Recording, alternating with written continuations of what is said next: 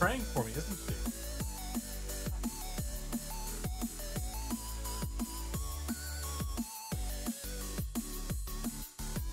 You come to say hello? She's saying a little prayer for us. Please let the stream not fail again. My father's the smartest man I know, and he definitely has fixed all of the tech issues with this stream.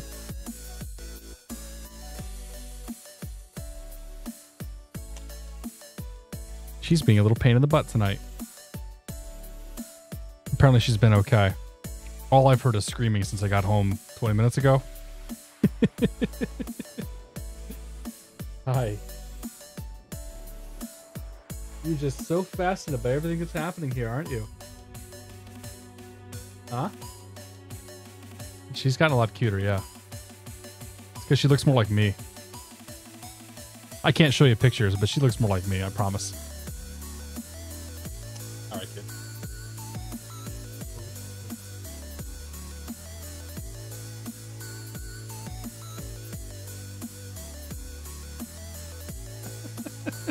Yeah. All right. Let's try this again. We're not gonna do the hello everybody, welcome aboard. It's good to see you. Well, we just did. So, yeah, if you're tuning in on YouTube, my daughter's really cute, and we've been having some issues tonight. So, I fixed the problem. So it wasn't Twitch. It wasn't the internet. There's this, dude. We're always gonna have baby time, yeah. Because this is usually about the time she goes to bed. So have her come in. Euphoric Rage, good to see you. Hi, sir. Good to see you, Ian. Cafe Chloe, welcome aboard. How you doing, Captain Stealthy? We haven't done any legs yet, man. We're just chilling. Okay, so I was messing around with scene transitions prior to the stream starting. And I accidentally created a new Stinger transition, which is supposed to be like Fly Purdue's, Transformers logo coming in, swapping out, and then you're on a new scene. And I didn't want to do that. Like, I didn't mean to. I was just playing around with stuff. And I apparently left it on the Stinger transition without the Stinger. So what happened was that the encoder tried to read a file that didn't exist. And sure enough, the whole thing died. Like, the encoder just bailed on OBS, and it did it in such a way that that's why I was saying I've never seen it fail like this before. It's never happened. I removed the Stinger. The Stinger is gone, so now we can start flying again. Steve XP11, good to see you. X's D, welcome aboard. Navarine, welcome aboard. Anybody else we got? We got them all here. So I'm really sorry. Thank you all for sticking around. I'm gonna go post a message in Discord. Tell everybody that it's back up and running. We good now? Refresh. If it broke. Yeah, so that's been my day, I guess.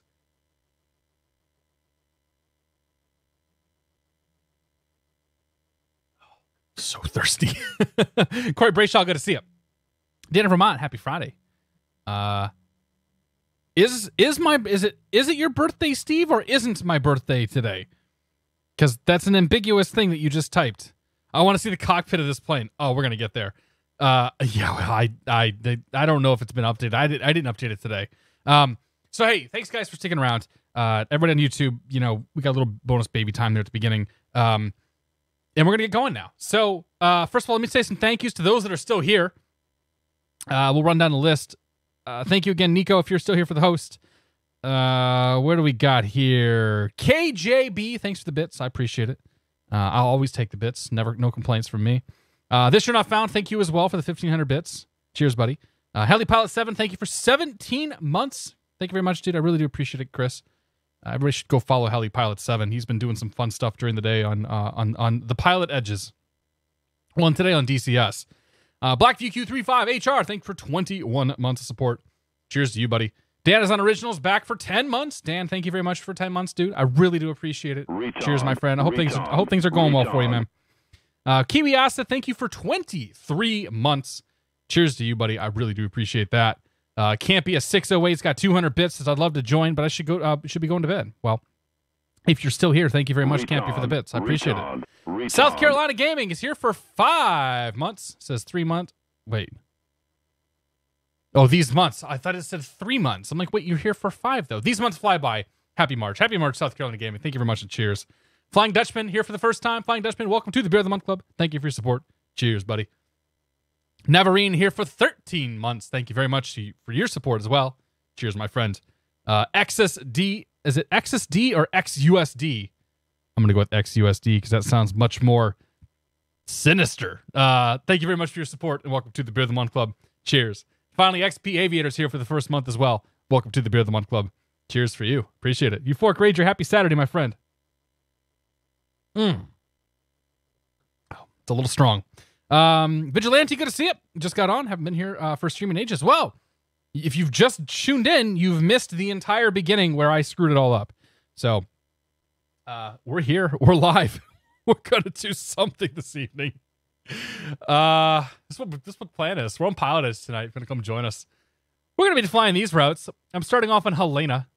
Apparently Helena literally just went IFR. So if I hit the refresh button, maybe it will refresh that. So Helena just went IFR. We're flying out of Helena. Going to make our way over to Tri-Cities here. Pasco Field. I think they call it Tri-City. Tri-City Pasco for the first flight. And the second flight is going to take us all the way down to Reading. I was thinking. Actually, I may change that from Reading. We may just go to Seattle for the second flight. Now that we're running an hour behind. Well, I don't know. We're not that far behind schedule. We can still make it work. So we're going to then head down to Reading. And we're going to be doing it in this plane here. This is the Airbus A319 by Toliss. In the Spirit livery, home of the Bear Fair. Bear Fair. Which is really kind of a stupid... Listen, okay. I went to Florida last year. And I attempted to... find myself a good deal on a flight because all the flights are very expensive. And so I went and I looked at the Bear Fair and I said, well, it's 2 hours. I could probably survive that, right? So by the time I priced out Spirit and I added, things like picking my own damn seat, bringing a carry-on, and God forbid, checking a bag, the flights were actually, for both me and my wife, the flights were actually more expensive than just flying JetBlue. I was very unhappy with that. So, yeah, the Bear Fair is maybe not the best, but it's all right. We're flying Spirit Wings tonight. Should be a good time. I don't know. It's a good plane. I will be the first to admit that I have 2 different sets of cockpit textures running. I haven't gotten around to fixing that. I should have done it before we went live today, but I kind of forgot. So... half of the glare shield is in, I'm guessing this is like Airbus blue, and the other half is in what I'm going to call Airbus gray. I'm not sure which is right, if either of them are right, but yeah, that's the that's the skinny on what's going on tonight. It's the name of the game tonight is production value, and that's what we're doing. So, Shinra Villar, how you doing? Flight Sim Fan, welcome aboard. Robert B57, welcome aboard. You've been in Tri-Cities. I don't know if that's good or bad. It was a big smiley face. Admiral Swordfish, thanks for 5 months, man. Better catch a Friday live stream. Keep with the great word. Cheers, buddy. Thank you very much, man. Jero Dan, how you doing? Steve XP11, good to see you. Doesn't look good. I don't know. I'll buy it, but I've been spoiled by the Flight Factory. Yeah, whatever. I don't get too hung up on looks of these things. Yeah, Cafe Chloe, we're back for good. I fixed it. I broke it and then I fixed it. So I accidentally added a stinger transition and I didn't put a video file in there, and it registered that as my default transition and then broke the sim. So yeah. It's like the Harley Quinn of Volkswagens. Or like Harley Quinn I don't know what that means. We're gonna go with it. Anyway, we're gonna get this thing up and running as quickly as we can. Because we're running way behind now. So batteries are on, master AP or master switch on, count to 3, 1, 2, 3, hit the starter button. I think that will start bringing the APU online. We were talking about GoPros, man. So I have these cheap Chinese knockoff GoPros. Fitfort is what it's called.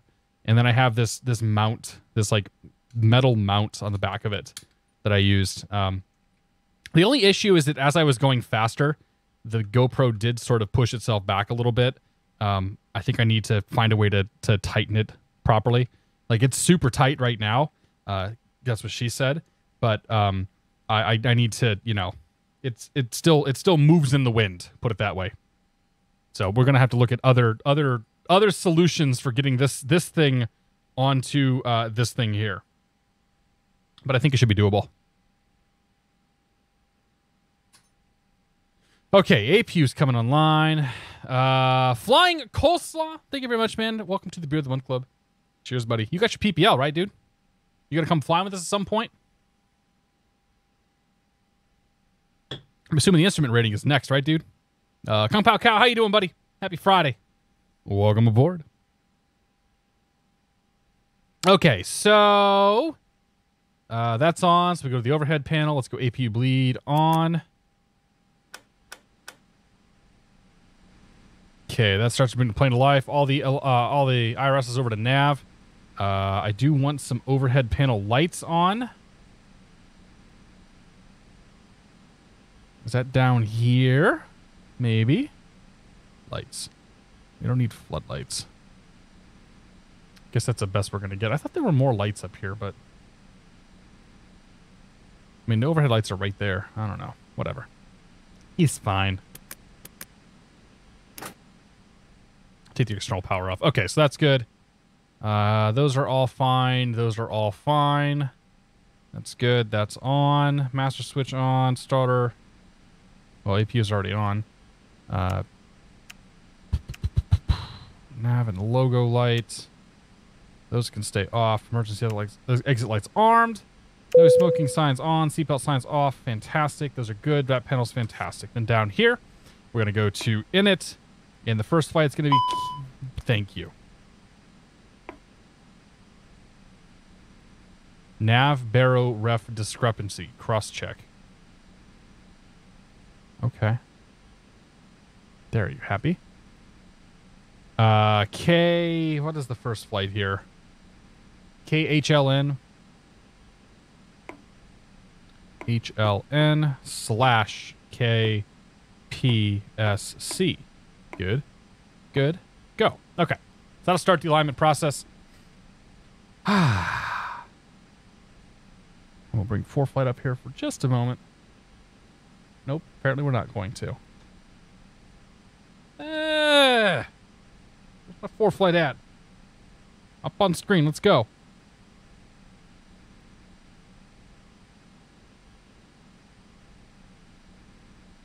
There we go.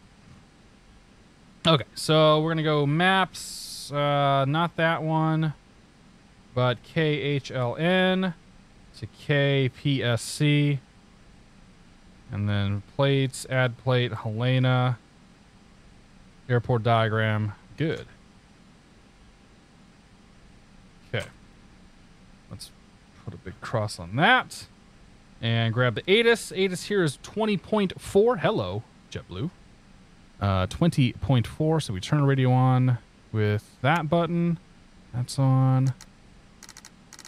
20.4. Helen. Retard.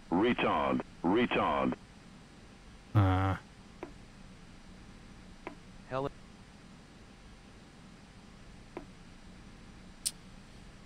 Okay. I guess we don't get... Is there no ATIS here? There's an ATIS frequency listed. All I want for Christmas is for the ATIS to give me something useful. 20.4. Triple and quadruple check this. This frequency we're supposed to have. Helen. Yeah, you can see like it's X-Plane starts doing its thing and then actually kills the ATIS, and then nothing comes through. I'm gonna grab text right now. Yeah.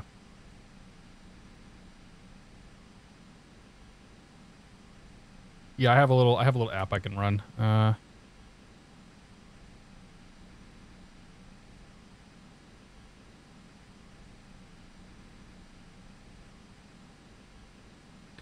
And me and Helena. All right, information X-ray. Helena, information X-ray, runway 27.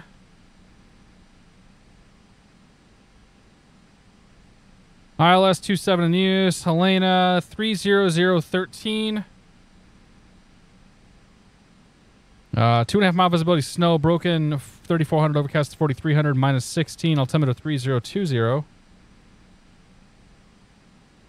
And, okay. So, I have the ATIS. I don't know why it's not, I don't know why the voice ATIS isn't working.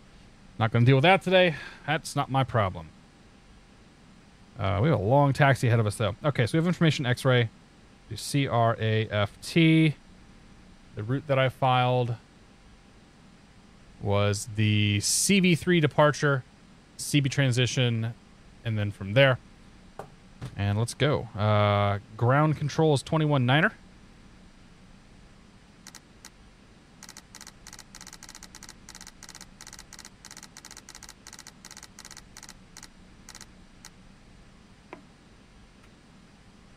Oh!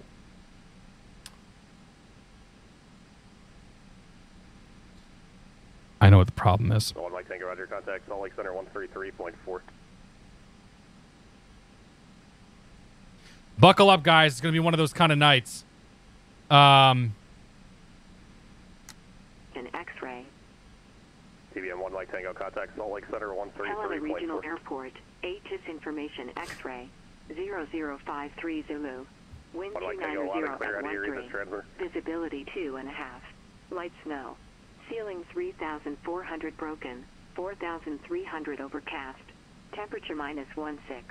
Dew point minus Shut up, 20. Box.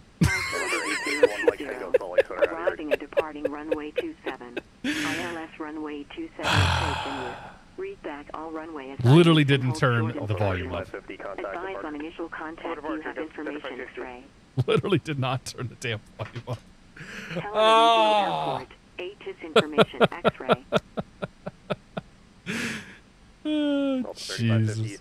Thanks, Captain Stealthy. Moist how you doing, buddy? It's good to see you. Totally done it IRL. Oh yeah, definitely. Actually, you know what? I've done IRL a few times. I've called ground up.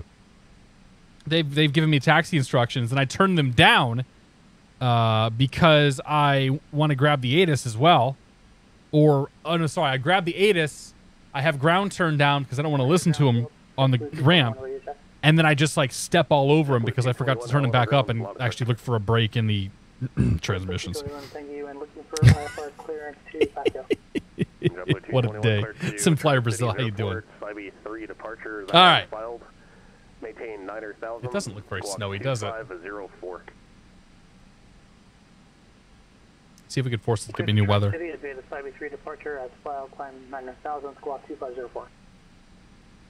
Yeah, Blue 221, read back, correct. All right, so we are Spirit Wing 717. We're calling Helena ground. Helena ground, good evening. Spirit Wing 717, IFR clearance, Tri-Cities with X-ray. Spirit Wing 717, Helena ground, cleared to Tri-Cities Airport, IB3 departure, then as filed, climb and maintain 9000, squawk 1706. Cleared Tri-Cities. Cybe 3S filed 9000 departure 1706 Spirit Wing 717. Spirit Wing 717, read back, correct. Delta 3550. All right. Let's get people and fuel loaded on here. Then we'll get everything set up. I want the Toliss ISIS screen. And that's fine. Aircraft configuration. So we're going to come over to sim brief. We want 142 passengers, which I don't... Oh, yeah, actually, we can have that. Okay, so 142 passengers. We're looking for a zero fuel weight of 57.1. So our current zero is we need to take 10,000... We can't take 10,000 kilos off of this thing. All right, chap. Excuse me. We need to take 4.6 out of here. 57... 0.1, about right there. Good enough. Apply those settings. CG is 28.6. That's fine. And then our block fuel tonight, 6929. We'll call that 7,000. Quick defuel, refuel. Okay, so that's passenger. That's people and fuel. We don't need external power anymore. That's good. So we can close you for now. We'll come back to the ISIS screen a little bit. Come down here. We are today running a flight plan. Helena departing runway 27 on the CB3 with no transition. Insert. From there, we are heading direct to the Leslie intersection, L-E-Z-L-E. L-E-Z-L-E. And then PSC, oops. And then direct. Go to the init page, and our cost index tonight's going to be 5. Our flight level is going to be 360. And that's good. Go to the next page. And we're going to be... Oh, boy. Get my ISIS screen again. All right. So 0 fuel weight. CG 28.6 / 0 fuel weight of 57.1. And our block fuel is 7,000. All right. That's good. Put you away. We have plenty of extra fuel. 2 hours of extra fuel, actually. We'll go to the perf page. Back to the ISIS screen, because I wasn't done with it yet. I know how to fly an airplane. 1+F. Departing from 27. Okay. So... we're going to be V1 of 152. V rotate 152. V2 of 155. Transitions 18. That's good. That's good. The flaps are going to be 1 / up 0.2. And our flex temp is going to be 58 degrees. Nope. 58. 588. We'd never make it off the ground. Okay, that's set. Good. Okay, altitude we're cleared to is 9,000 feet. 9,000. Good. That's all set. Flight director's on. Flight director's on. And we'll set the QNH to altimeter 3020. 3020. Good, good, good. Okay. Those are set. That's good. Transponder. We'll brief the departure, and then we'll get the hell out of here. 1706. 1706. Auto on. TARA. Fantastic. Ground to cockpit. Please show me where you want to go. I think we've been here before. Call it a hunch.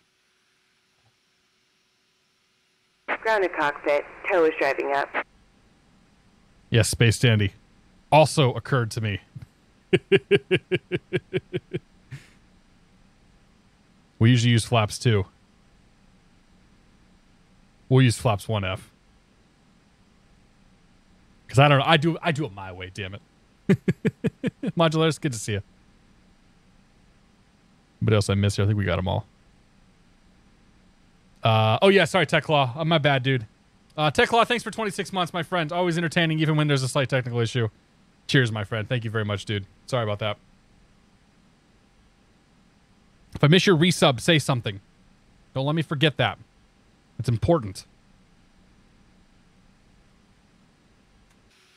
If you care, if you care enough to give me $5 in a month, ready to connect. I need to care enough to at least say thank you. So please, don't let me forget those. I would have gotten it eventually. Were there stream issues earlier? Oh boy, howdy, were there stream issues earlier? Yes.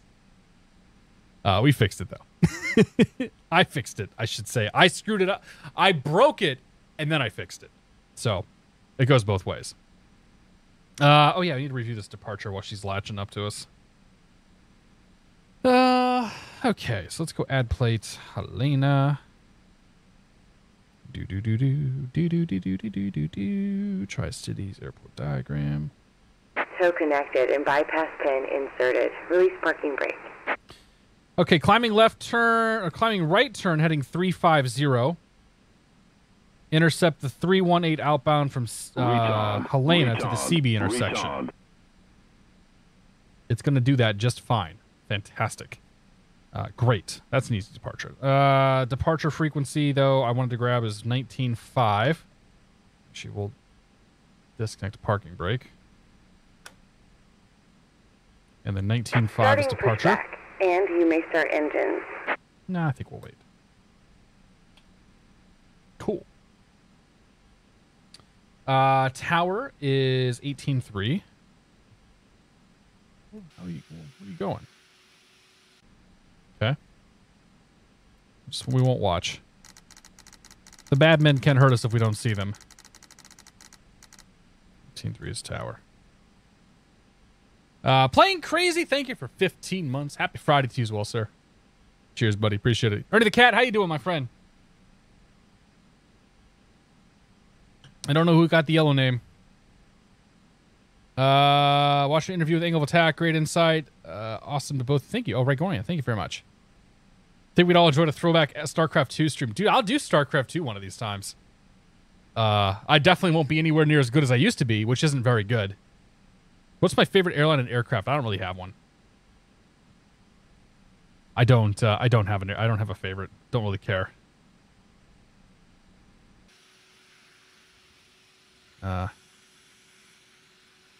He's gonna stop, right?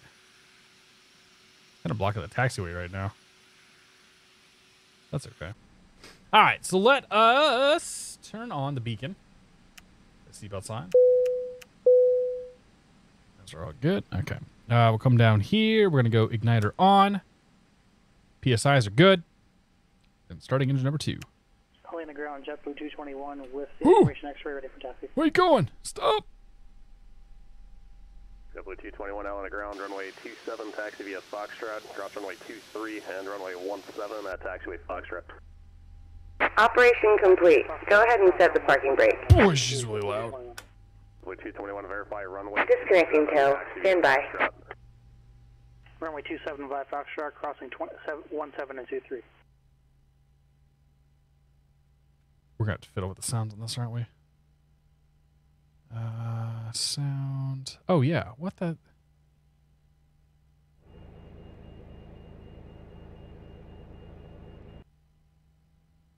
Okay. Understood.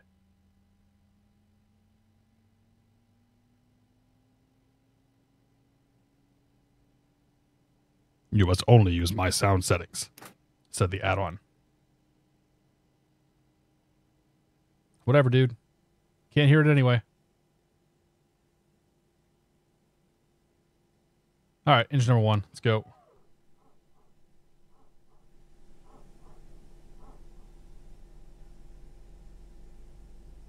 We'll see how it does once we get moving and whatnot.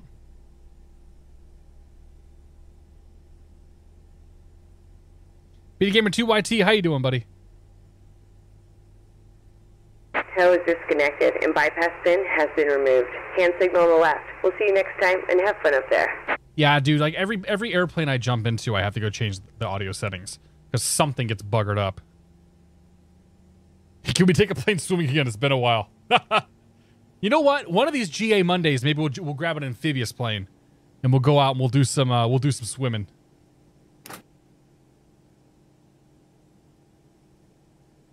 All right, so AP bleed can come off. Pumps are all on, good. AP master switch off. Taxi lights, runway turn off. Nose to taxi is good. One notch of flaps. Arm you. They can stay off for now. Right rudder. Left rudder. Left aileron. Right aileron. Full back. Full forward. Good. Okay, we've Done that, done that, done that. It's all set up.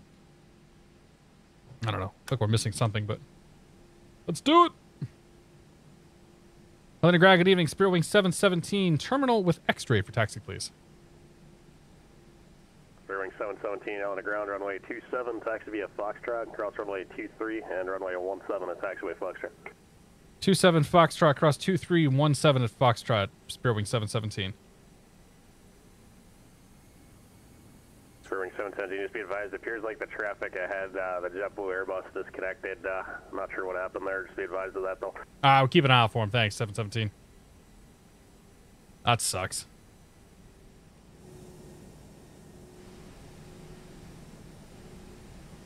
I want people to actually hear the engines.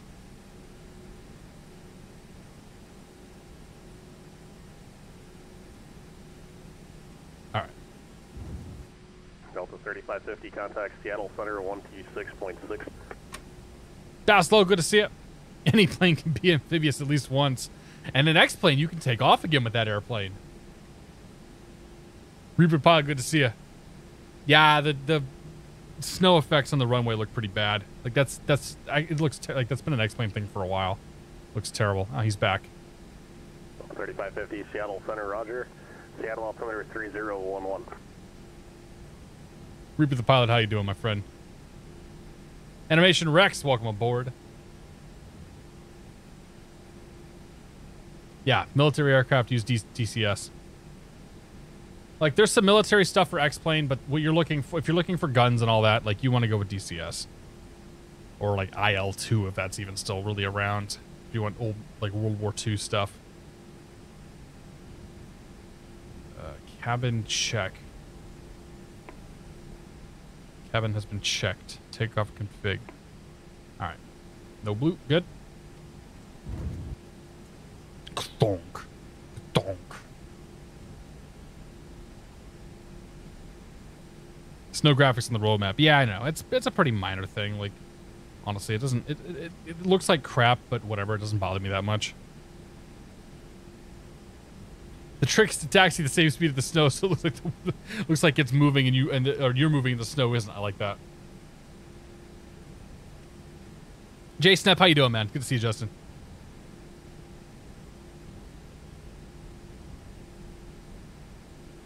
Not that it's worthwhile to go back, but FSX has an amazing FA-18. I think I remember hearing about that. Thing is, like, DCS has an amazing FA-18 too, so like it's tough. It's and you know it's tough. Well, it should be removed. I mean, but you want to know if there's snow on the ground, because that'll have that has an impact on your braking action and stuff like that. Like with the snow on the ground, if I nail my brakes, well, we're going slow, so it's a bad example, but if you nail the brakes, like your braking action is gonna be impaired. So like I want to know if there's snow down there, just the same as like I want to know if it's raining.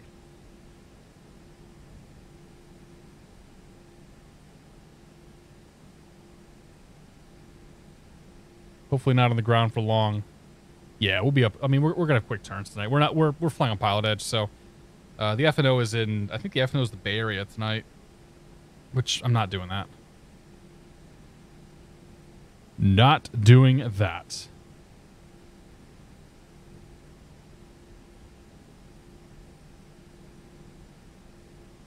Okay, tower's 18.3, and then departure's 19.5.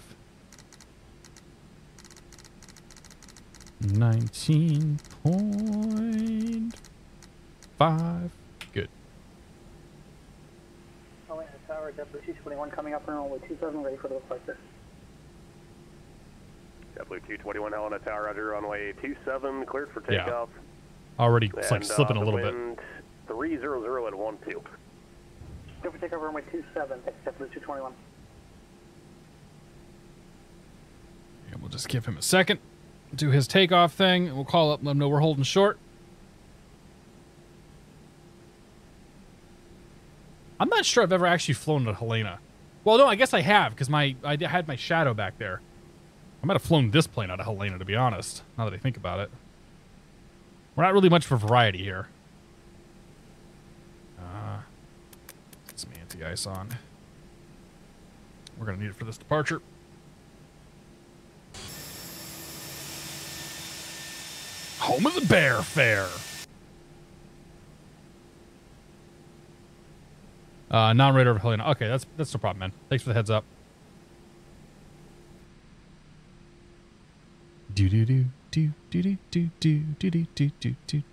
switch engine ignition off. I don't have to do anything. But if you want me to do that, I'll do it.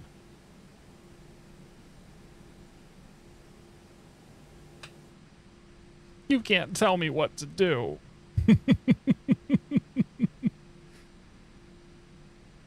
Stike in here. How you doing, my friend? It's good to see you. There's a lot of buttons.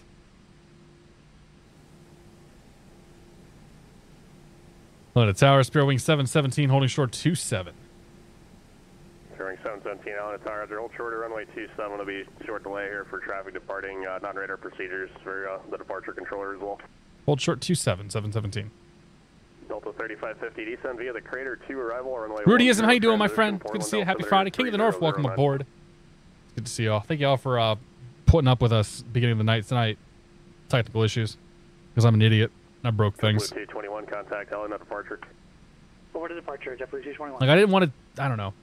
I didn't want to super blame Twitch because I could tell by the way things were reacting that maybe it was my fault. At the same time, I'm like, nothing has changed since Monday when I streamed last. 3550, contact Portland approach 124.35. Which is untrue because something had changed. Because I'm an idiot. It's alright, though. Won't be long before Ty's gonna have to start. Before Ty is having to start buying pull-ups. Oh man, we got a ways to go. I got a lot of diapers to change before that happens. Is this the first flight? Yes, it is. Boeing Man 2425. Good to see you. We're just about to take off on the first one. Actually, would have been fun coming in here. This weather. We're holding short though, waiting for our release. Cool, lights on. Correction, Delta 3550 Portland approach. When you check in with approach control, we always need your altitude leaving when you're descending. Chilling on a cool night. Of the runway assigned or the transition assigned. Also verify you have current ATIS information. Awesome when that phase comes, because not only is seeing it a little immature, but also means less money on diapers. Yeah. I don't even know how many we're going through a lot of diapers right now. Not actually, I don't think as many as we were a couple of weeks ago, or even a couple months, or yeah, like 3 or 4 weeks ago. I think we were going through more. The little one does produce quite a lot of excrement, though. Sorry, Euphoric Rager. You probably just woke up, too, didn't you?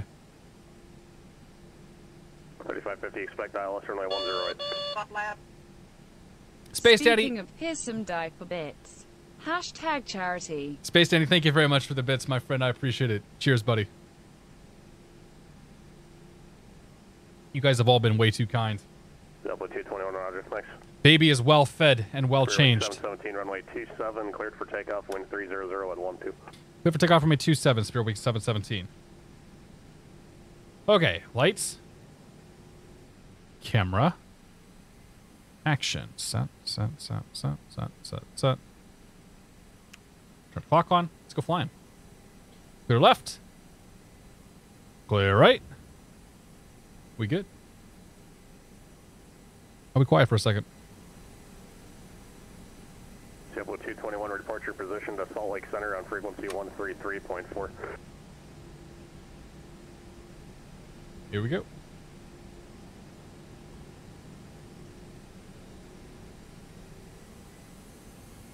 Okay, engine's up, good. Man, flex 5.8.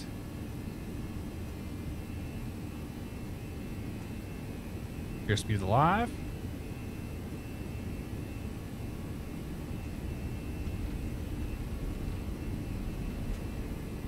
$100 knots.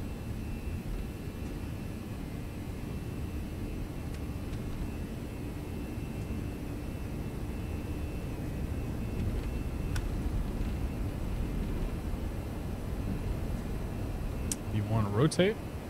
JetBlue 221, Salt Lake Center, roger. Report passing 15,000.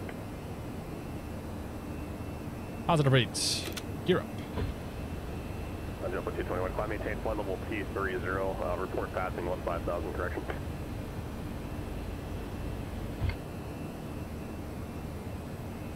Spirit Wing 717, contact Helena departure. Departure 717, we'll see it.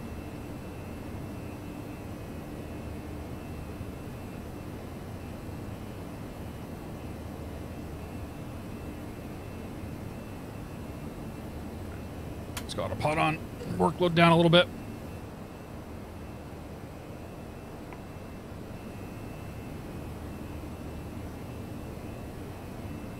Okay, lever climb. Landed departure, Spirit Wing 717, 5,700, climbing 9,000. Spirit Wing 717, landed departure, roger. Climb and maintain a 15,000, 15,000. 15,000, Spirit Wing 717. JetBlue 221 passing 15,000. JetBlue 221, roger. 9 dead. Okay.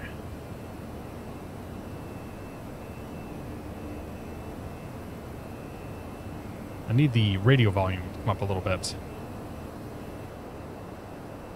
JetBlue 221, roger. Contact 0 miles northwest of Helena VOR. Altitude indicates 16,000. And verify frequency 133.4, 33.4 for Salt Lake Center. Flaps in. Smurf John, thanks for 2 months, my friend. Appreciate it. Cheers, buddy.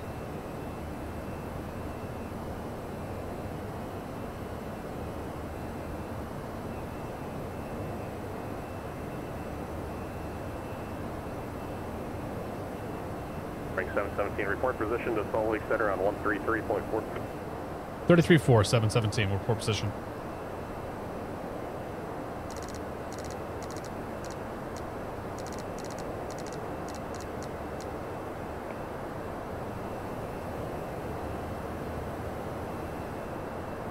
All right, let's get our position here. So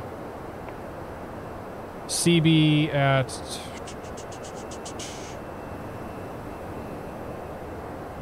what is current fake time? 2042. CB at 2043. Expecting CB in 1 minute approximately. Salt Lake City Center, Spirit Wing 717, 900,000, climbing 15,000, expecting CB in 1 minute. Spirit Wing 717, Salt Lake Center, climb and maintain flight level 230, report passing 15,000, 15,000. 230, and we'll report 15,000, 717.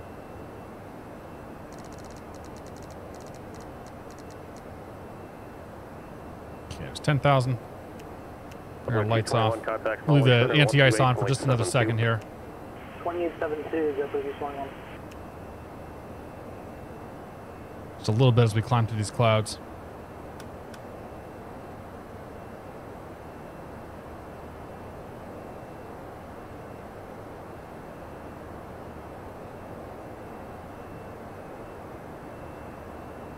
Adrian Simulation, welcome aboard. Good to see you. Smurf John, happy Friday. Neil J, welcome aboard. JetBlue 221. In the United States, above 18,000 feet is when we start talking flight levels. 10,000 feet is the border between 200, like above 10,000, you can go over to 250 knots, and you typically turn the lights off above 10 as well. But 18,000 is when we go standard. Okay, disarm that. Obviously, the gears up, lights are out, flaps are in, and we just got anti-ice. We can bring the anti-ice off now. We are set. Watching for 15,000 feet. We'll give them a call.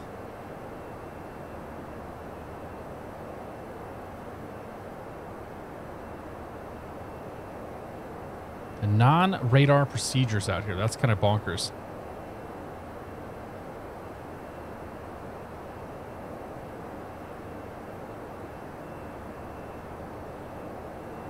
Jonathan Cordova, good to see you, my friend. How you doing, buddy?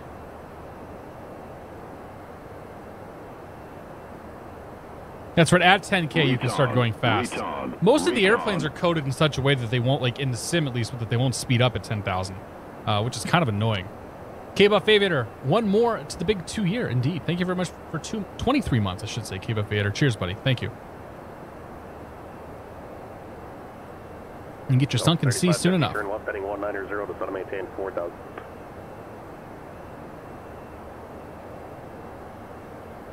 Salt Lake City Center, Spirit Wing 717, passing 15,000. Spirit Wing 717, roger, IDET. IDET. Alright, so the transponder should be an IDET button right there. Spirit Wing 717, radar contact 20 miles northwest of Helena VOR. Climb and maintain, ground attack direction, maintain flight level 230 for now. Position checks, maintain 230, Spirit Wing 717. All right, up we go. Not really going to be much to see out there for a bit. I don't know if there'll be much to see at all for this flight, but we'll see.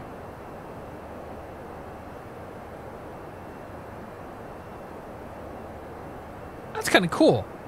I'm gonna come do more ops at Helena because you don't get to practice non-radar operations very often. The position report I gave him was totally bogus. Like there's a format that you're supposed to follow for reporting that stuff. Interestingly, coming into Helena, you're going to have a whole bunch of stuff that you'd have to report to on an instrument approach, which is all part of the instrument, written exams and all that stuff. That contact Salt Lake Center 128.72. 2872, Spearwing 717.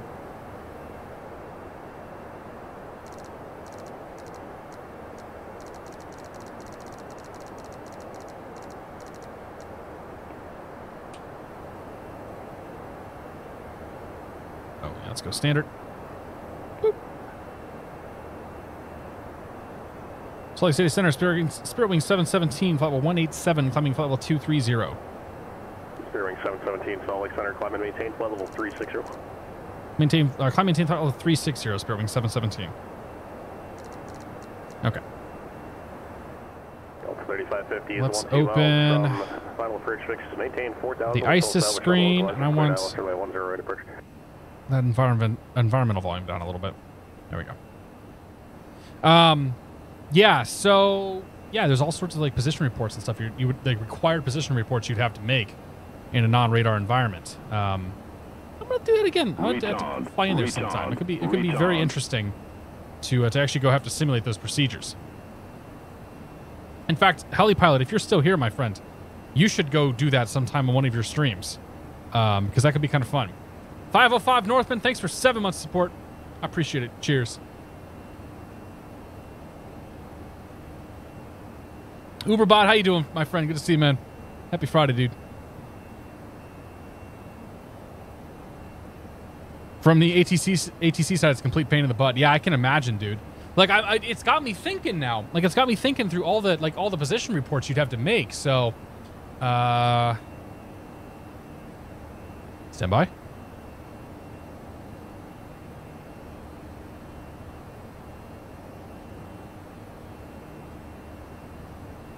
So, let's see here. Flying stuff. Where's the cheat sheet at?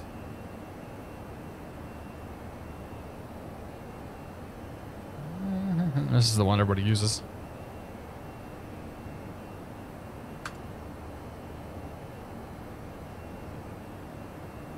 You ready for all the snow this weekend? Yeah, dude. We're supposed to get like 3 to 5 inches tomorrow, and then I think more on Monday.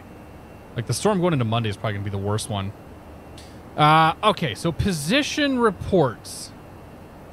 Mandatory reports under IFR. Missed approach, obviously. Oh, no, that's not what I want. Position report items. Okay, so your aircraft ID, position, time, altitude, level of flight, type of flight plan, ETA, next succeeding waypoint. So, like, this is the position report we probably should have made when we called Helena. I'm just going to tell them I got 1 minute till I'm at the next waypoint because that's all they really care about.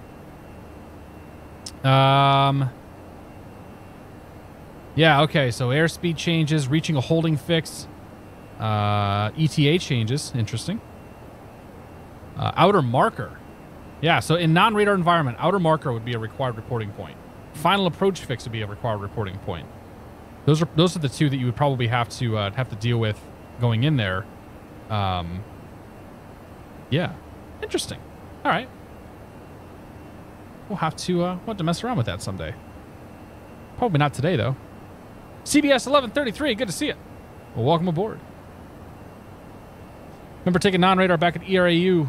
Really brutal. We had like 2 weeks to memorize the map. 480 items memorized. Radials, airways, distances, you name it had to be memorized. Yeah, no thanks. I can't do memorization, man. I'd fail. Delta 3550, contact 41 Tower, 123.77. Really easy little section for pilots. Entire book of procedures on the ATC side. Not surprised. Well, you know what? AJ, you keep talking, man, because one of these days we're going to get a fly into Helena. 3554 on Tower 910. I'm going to do that to you, man.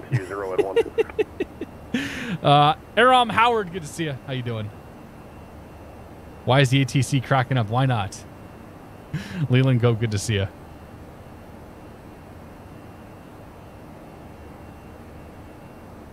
Main aim 29. Can we see an outside view of the plane, please? Sure.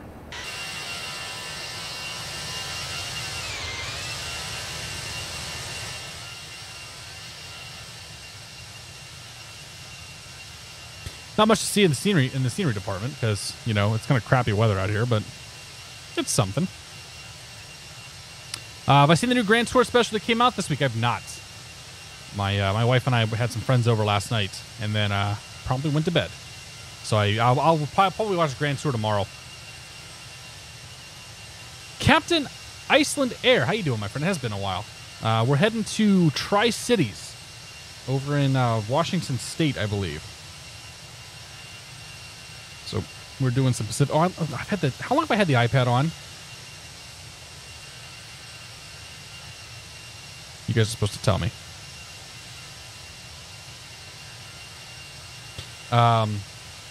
Yeah. So we're heading over there. I need to get those together. Could I do ATC if I wanted to? If I really wanted to, yeah, I could learn how to do it. I don't have any intention. I don't have any plans to do it. McShady Pilot, how you doing, Mike? Good to see you, man. Welcome to Atlanta. I hope the weather is better there than it is up here. Hey, you left the iPad on. Yeah, thanks. Oh, man. A disaster of a stream tonight, right, guys? It's all right, though. Calvo 907, thanks for the bits, buddy. Cheers. Appreciate it. How do you update the AIRAC cycle for the Flight Factor 767? I think it uses the old X-Plane database. So you do...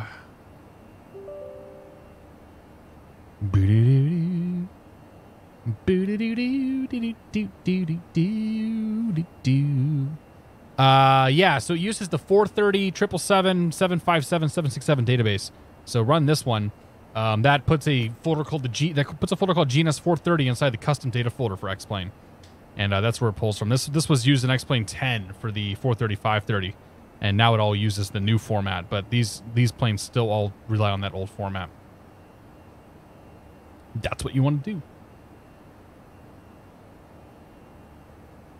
Did ATC on the org server way back in the day was more than enough for me. Yeah, I don't think I'd have the patience for it, man. Hotel, NorCal Approach, Squawk 4675, remain outside of Bravo airspace.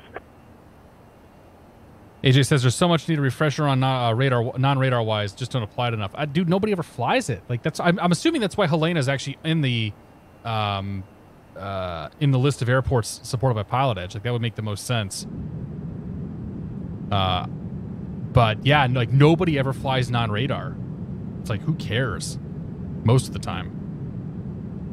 Do I have Active Sky XP? No, I have FS Global Real Weather. I have no issue with Active Sky XP. I just don't. It doesn't add anything to my sim that I don't already get from other add-ons. Iron Beagle XD, good to see you, my friend. I'm doing pretty well. How are you tonight? Taking a long haul from your hometown to Reykjavik. I'd love to go to Reykjavik. Probably something we'll look at doing here in the next few years. Honestly, dude, it's not that long of a flight for me. From Boston to Reykjavik is like 4 hours, if that. Maybe 6 hours. Like, it's not a long flight at all. I'm pretty sure it's shorter than me going to the West Coast. Aram Howard, welcome to the Beer of the Month Club. Thank you for your support. Cheers, buddy. I appreciate it. Still a bunch of center airspace that uses non-radar, but mostly low altitude or Alaska. Yeah, that makes sense. I don't think there's any of it really around us that's non-radar. Obviously, if you're off the coast and whatnot, out of radar range, that's one thing. But I can see Alaska being a case where you're going to do a lot of non-radar stuff. It's 5 hours and 30 minutes. That's not too bad at all. Yeah. I'd love to go to Iceland. Yeah, I think it's... I actually, Ian, iServe in here if he's around. I'm pretty sure he's been to Iceland at least once. Everything I've heard has been quite positive about it, though.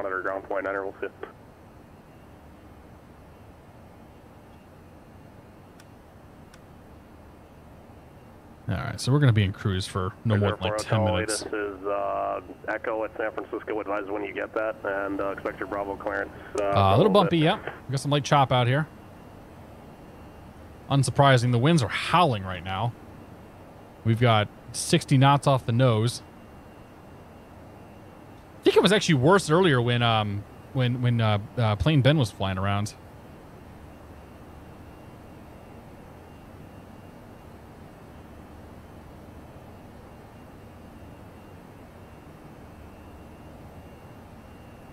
It might take a little bit longer if I fly the single engine prop. Yeah. I wouldn't fly this. I wouldn't fly the 172 over to Reykjavik. That's for sure. What is Delta reporting the riot as? Always a good question.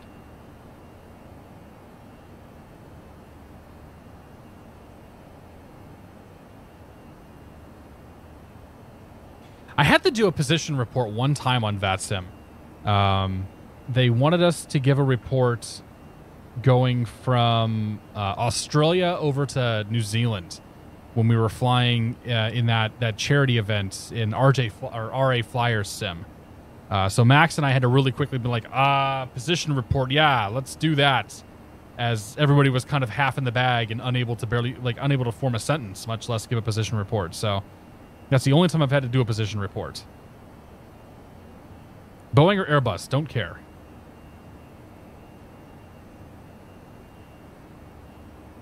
Light chop indeed. Got some Delta class light chop here.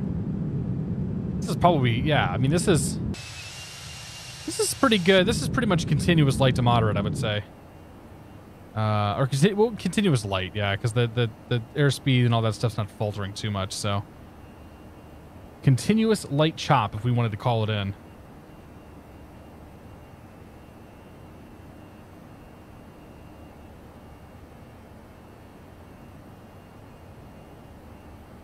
Remember watching ICE pilots when they're ferrying water bombers to Turkey.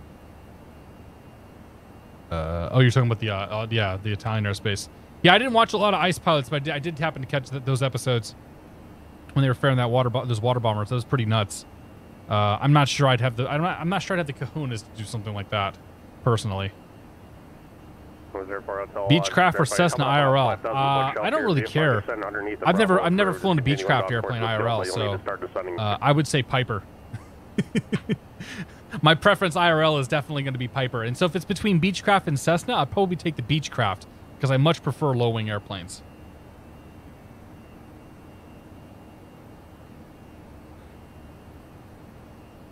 Yeah, if anybody in the Boston area knows anybody with a Beechcraft, I'd be more than happy to come take a ride on it sometime. You know, for science. Yeah, you're less than a mile from the airspace now, still indicating 5,500. The 5,000-foot shelf starts right there.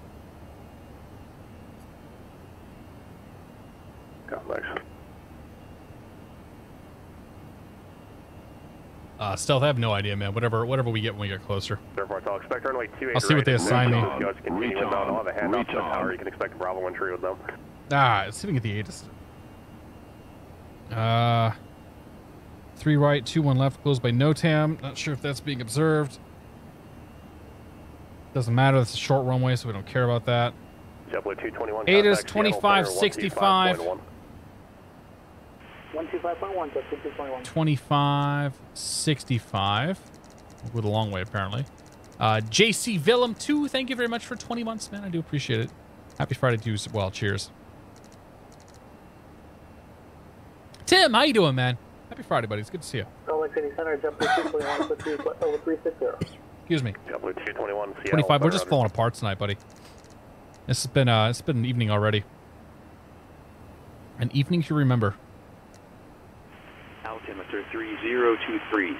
Arriving and departing runways 21 left, 21 right. ILS runway 21 right, approach and use. Read backhaul runway assignments and hold short instructions. Advise on initial contact. You have information, Oscar. Oscar, okay. TRI Cities Airport. ATIS information, Oscar. 0053 Zulu. Wind 030 at 3. Visibility 10. Ceiling 2,100 overcast. Temperature -2. Dew point -6. Altimeter 3023. Arriving and departing runways 21 left, 21 right. ILS runway 21 right, approach and use. Read backhaul runway assignments and hold short instructions. Advise on initial contact. You have information now. Okay. We have Oscar.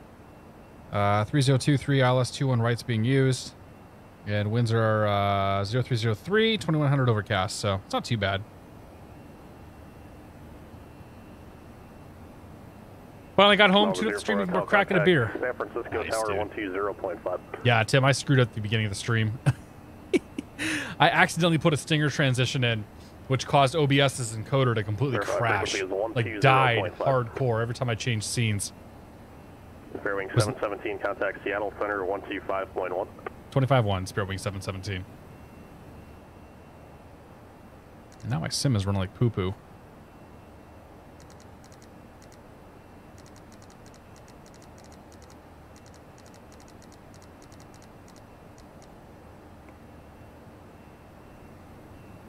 Sure what scenery is loading in here, but oh boy is it loading.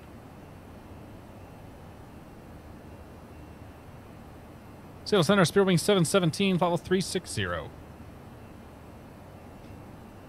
6004 Hotel San Francisco Tower, Roger. Cleared into the Bravo Airspace Center, right downwind runway 28 right, report midfield.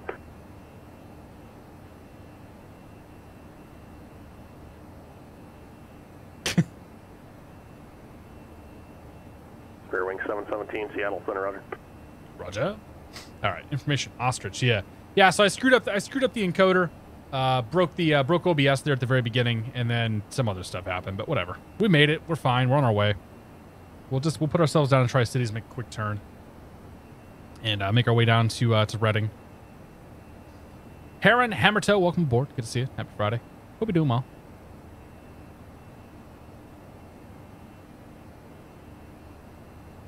Yeah, so we talked a little bit about the beginning of the stream, but I did some flying last week.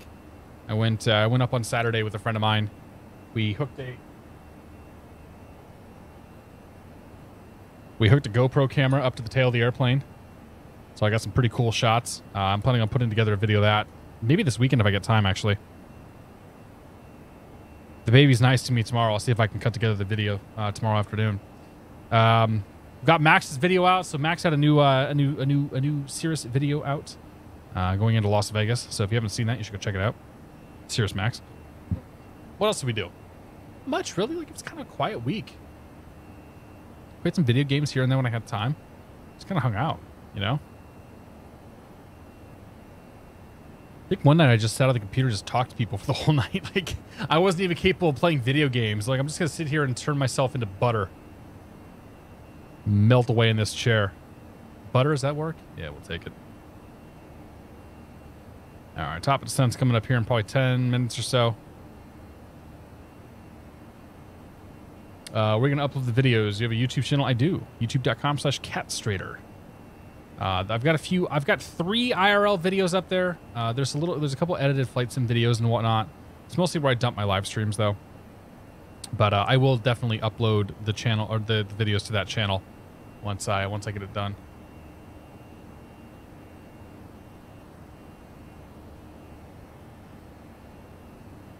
I'm also super tired today. I'm sorry.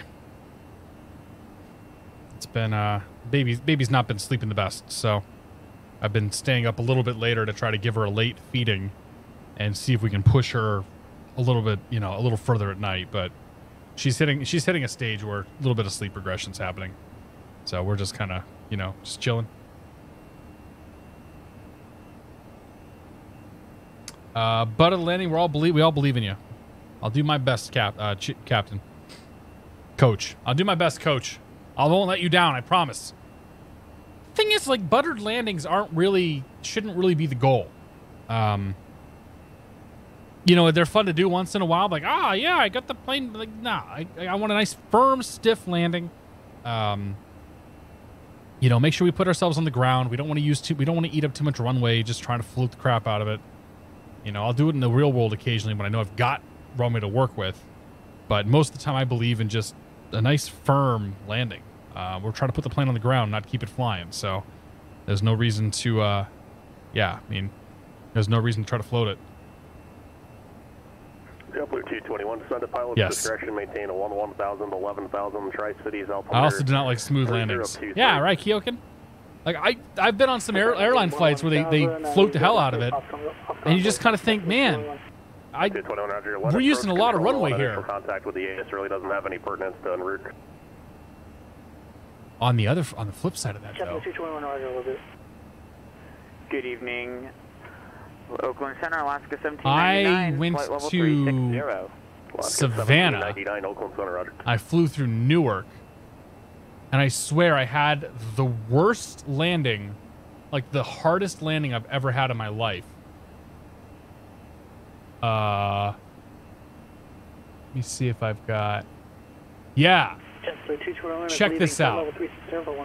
So this is United into Newark. 2 at once there, November 6004. I heard you calling, but you were blocked taken. I wanted to get the city in the background. I thought it was pretty cool. Runway 28 right, clear to this land, guy was ultra aggressive, though. I'll just be quiet for a second.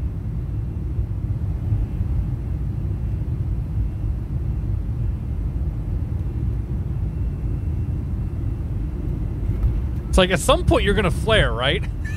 It doesn't come across very well in the video, but you'll notice that homie touches down before the bars. Like, I don't think he even flared. I don't think he even cared about flaring. It didn't bother to flare. He's just like, all right, here we go. Boom. Like, it was super firm. But you know what? I got mad respect for him because he got that plane stopped off and we didn't have a long taxi getting back. You get a similar treatment when you fly Southwest.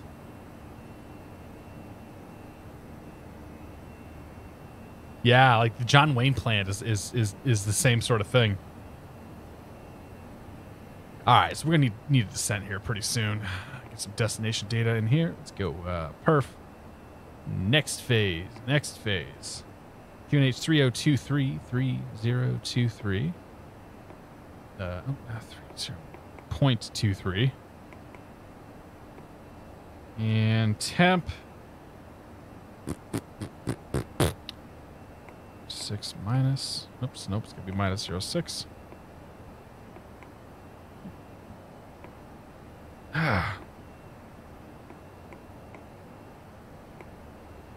And the winds are 030 at 3.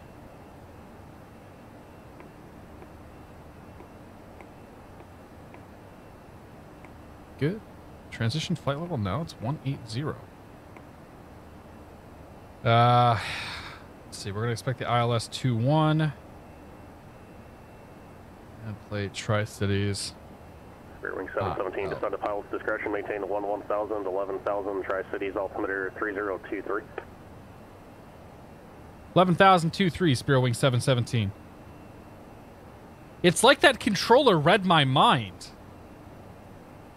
Dude, there's a freaking arc here? Whoa. All right, it's 200 AGLs. Minimums, just making sure. That's usually the case, just making sure. And we'll be config full. Okay, good. Okay, so we can go down to 11,000 feet. And I can go ahead and start it. I think I started down now. Yeah, we just push it forward. Start us a nice, easy descent here. Should be 500 to 1,000 feet per minute until it catches vertical path. And then continues down from there.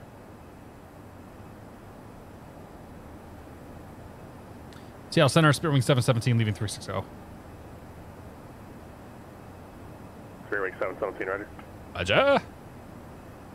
Call that the Ryanair special. Yeah, pretty much. Watchcross, good to see you, my friend. How you doing? I'd rather a firm landing than a go-around because you land up on a congested taxiway. Yeah, pretty much. It's like the controller's in my chat. It's very possible. Hi, Mom. Celeste 13, good to see it. Voldrag, welcome aboard. Watching a stream has sparked nostalgia for me to get back into the sim FSX for a good guy on a budget or save up for X-Plane. Get X-Plane. Don't waste your money on FSX at this point. Like, spend the $60, get X-Plane. The free stuff you get with X-Plane is better than all the free stuff and all the stuff you get with FSX. So, and FSX is like 15 years old or whatever. Yeah, get X-Plane. Oh, Dingo, welcome aboard. Good to see you, my friends. Hope you're doing well. Our resident, if I recall, our resident elite dangerous player.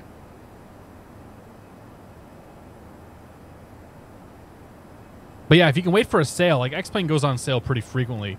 I don't know what the next sale would be though. Do they do like a Valentine's Day is done. Maybe an Easter sale, like a spring sale coming up here in maybe a 4-6 weeks or whatever. I have no idea. The voice of X-Plane, good to see you, my friend. Happy Friday. Welcome aboard. 11 years. 11 years since FSX has been supported by the publisher. Yeah. Yeah, get X-Plane. All right, so there we've caught our vertical descent point. Our vertical descent path, or V path, whatever. And plane's going to start down for realsy now. 04 Hotel, State Park. Hey, new controller. AJ's going to grab his cocktail. Dude, AJ, it wasn't too bad tonight, you have to admit. 6004 Hotel, State Park. We didn't really have too many people coming in.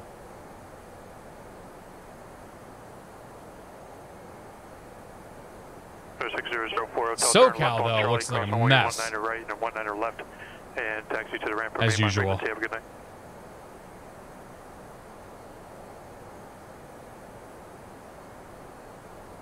Spring break in 3 weeks. Oh, man. I kind of like, a part of me misses spring break, but at the same time, a part of me doesn't care. Like, I still get my vacations, but I just get to choose when I take them as opposed to when the school wants me to go.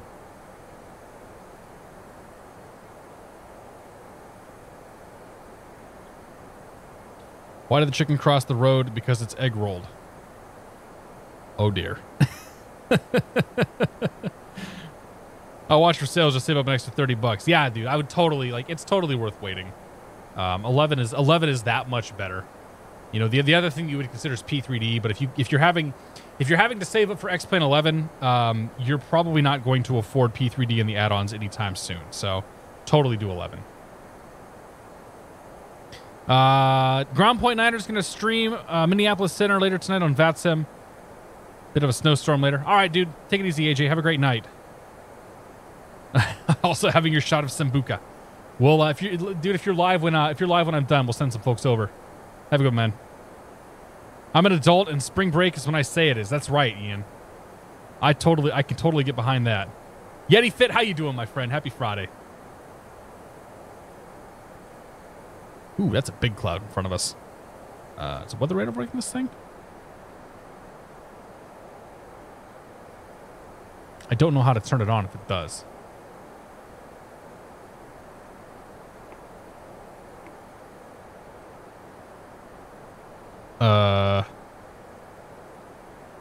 I don't know. Does that do it? Contact Seattle Center 132.6. I don't even know if the weather radar works in this, so. Boeing 717, contact Seattle Center 132.6. 132.6, Boeing 717. Okay. 32.6.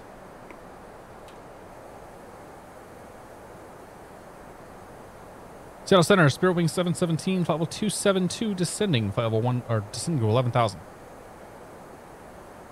Spirit Wing 717, Seattle Center, good evening. The Tri-Cities altimeter 3024. 24. Seattle Center, definitely 221. All right. Flight low 200 for 11,000. I've never had Sambuca, by the way. Seattle Center, good evening. The Tri-Cities altimeter 3024. 3024, okay. 221. Shifts are broken up 45-minute increments, if I recall, but they usually work back to back.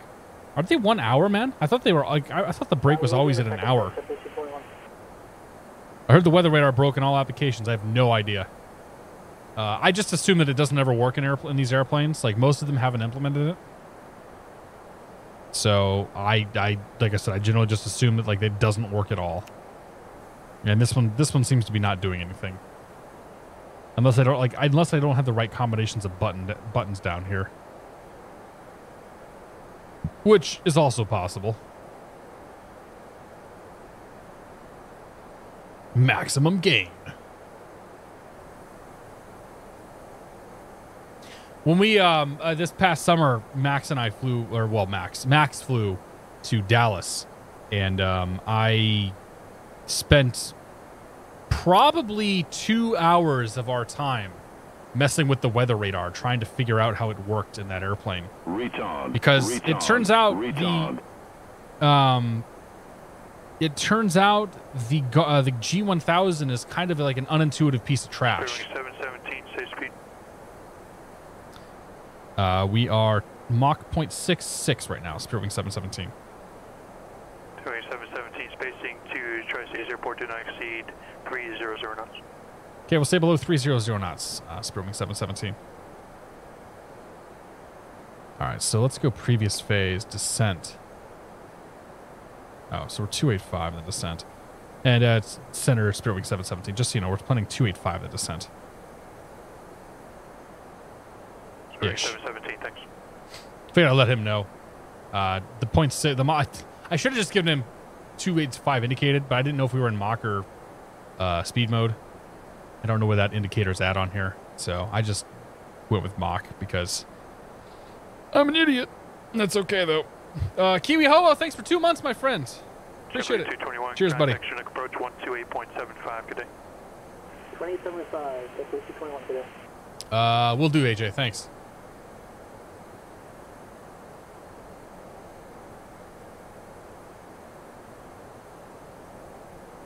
All right, yeah, AJ, I'll send some folks over then. Yeah, no problem, man. And I'll mention the giveaway once we get to that point. Kazana 2009. We're in the Toliss A319. So it's similar to the Flight Factor 320, except that it's a 319. It's not made by Flight Factor, but it still is an Airbus. So yeah.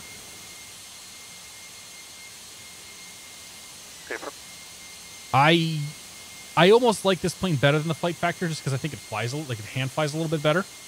But they're very, very similar in most regards. Oakland Center, Alaska 1799. Yeah, he did say speed, didn't he? Alaska 1799, Oakland. You know, I'm having all sorts of problems tonight. It's cool. Isn't speed transition at 240? Speed transition's wherever it happens, right? So if I were smart, I would have checked my FMC or my McDo down here, and I would have said, okay, manage speed mode, 282 in the descent and 0.75. So we're going to maintain 0.75 in the descent until we get to 282 knots, and then we switch over to speed mode. So that might happen at 24, it might happen at 27, might happen at 28. It just depends. It depends on the prevailing conditions, I believe. So right now we're trying to maintain 282 in the descent. Grow, they're going to see you, my friend. How you doing, buddy?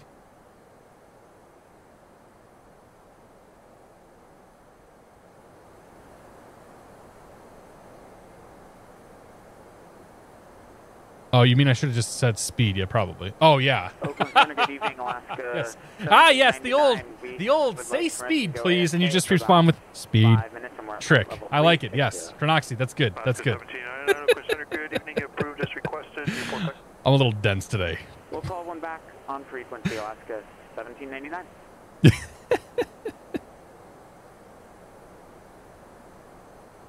Yeah, so my experience has been the typical Mach transition happens around 26 to 28,000 feet. But again, it depends. Like Grau Adler flies the world's slowest twin engine jet. So like he doesn't he's probably lucky to even hit Mach mode in some cases.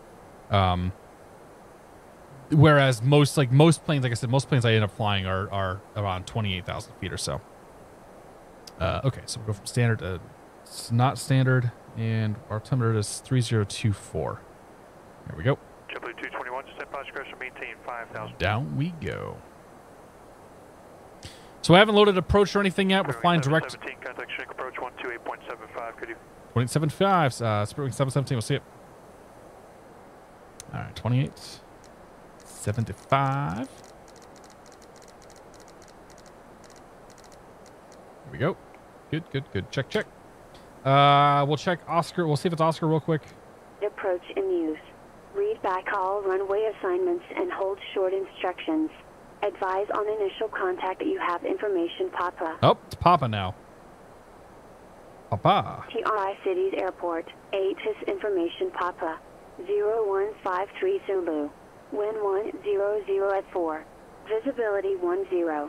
Ceiling 2000 overcast. Temperature -3. Dew point -7. altimeter 3024. Arriving and departing runway 21 left, 21 right. ILS runway 21 right approach in use. Read back all runway assignments. Okay. Chinook approach, Spirit Wing 717, 15,800, descending 11,000 with Papa. Spirit Wing 717, Chinook approach, taking for Papa, altimeter is 3024, flighting 270, vectors, final approach course. That's runway 21 right. Okay, 27024, and we'll expect the LS, Spirit Wing 717. All right, so we'll pull you out, 270. 221, Roger, thanks. And we'll just keep 1,500. Actually, we can keep about 2,000 feet per minute coming down here. Down the chute. Actually, we can just go... if I pull you out, it'll just open descent. So it'll maintain 280. 8,000 pause discretion. Spirit Wing 717. We'll just keep going to 8. It's fine. Okay, so as we get closer to 11,000 feet, we'll have to slow down. That's fine. For now, we'll come down here. We're going to go to flight plan, PSC, arrival, LS 21 right, insert. I'll activate the localizer mode there. I'll brief the approach real quick. So let's pull this up. We're expecting vectors to this approach. We have 108.7. 108.7 is tuned in down here. Final approach course is 211. We'll assume that's Airbus has got that figured out. And Tri-Cities Towers 35.3. That's probably going to be next. So we'll tune that up. 35.3. Good. Okay, so we're going to intercept 211. We're expecting vectors in. We're going to cross the final approach fix at 2,400 feet. In the event of a missed approach, we are going to climb to 1,200 feet and then a left turn to 3,200 on a heading of 050. And we'll fly from there. Has radials and all that stuff to intercept. We'll worry about that later. We have, let's see, 7,100 feet of runway to work with. The touchdown zone elevation is 404 feet. And minimum consider 200 feet. Let's see, LS 21 right into Tri-Cities. So let's put this in vertical speed mode. Bring the nose up 1,500, and we'll bring the speed back now to 250. 250. My speed, 250. Thank you. There we go. All right, so engines should come to idle. We'll watch for the deceleration to happen here. If it doesn't, we'll just put the nose up a little further. We'll just do that actually now. 1,000 feet per minute. That'll bring the speed back. 717, descent posture cruiser, maintain 5,000. 5,000, Spirit Wing 717. Okay, so we're good now.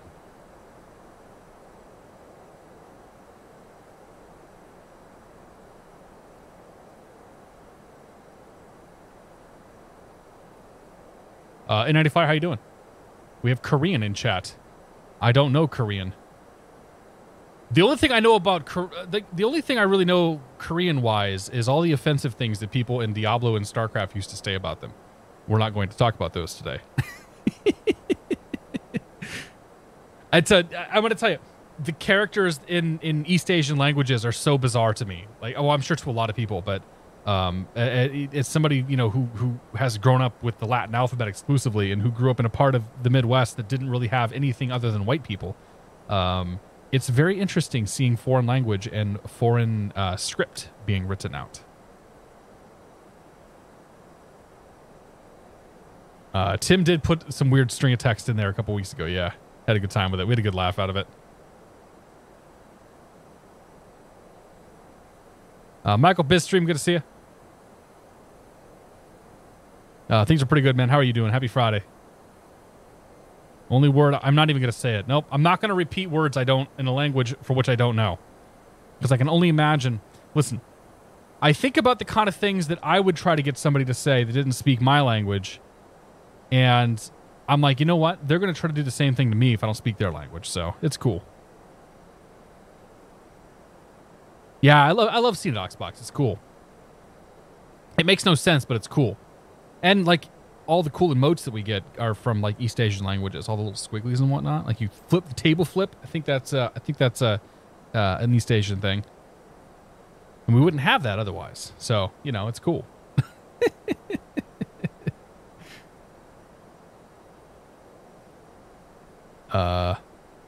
Oxbox, are you still down in New Zealand? Oxbox, you went to New Zealand, right? I'm thinking of somebody else.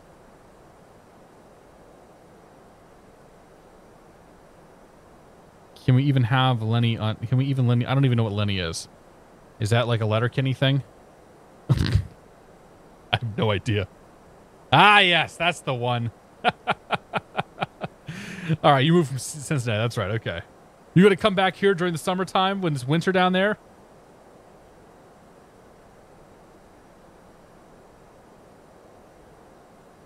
All right, how are we looking? 8,000. We're going to be trying to get down to probably 3,000 or 4,000. So I think we're fine. Got to lose 5 miles and 15. Yeah, we got 25 miles to get down roughly 5,000 feet or so. So we're doing just fine. We're about to come into some clouds though. So what's the outside air temp? -3. We'll turn the anti-ice on for a little bit here. Actually, we'll just wait till it tells us ice accumulated. Because this plane will actually tell us when it's got icing. That is to be determined plan. Plan is to be determined plan to stay here, go back and visit family and friends, but I'm planning on New Zealand for the long term. Nice, dude. That's got to be a heck of a move going from like Cincinnati to New Zealand. That's got to be a heck of a move, man. All right, so we've briefed the approach. We've got the approach programmed in, ready to go. We are on vectors right now. We're pretty much on an intercept vector now. So once I get about 15 miles or so out, I think 717 is going to maintain 3,000. 3,000, Spirit Wing 717. So we're not in the airspace yet, no. Once we're 15 miles or so out from the field, I'm going to go ahead and start approach mode, and we'll start getting our speed back here. So for now, we can go back to manage speed mode. And we'll go lights on. All of the lights can come on.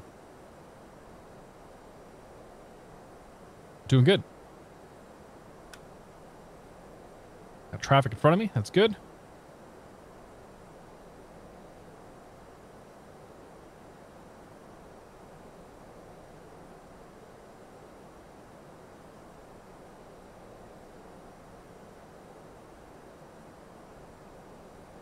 Been interesting to say the least. Loving it though. Nice, man. Yeah.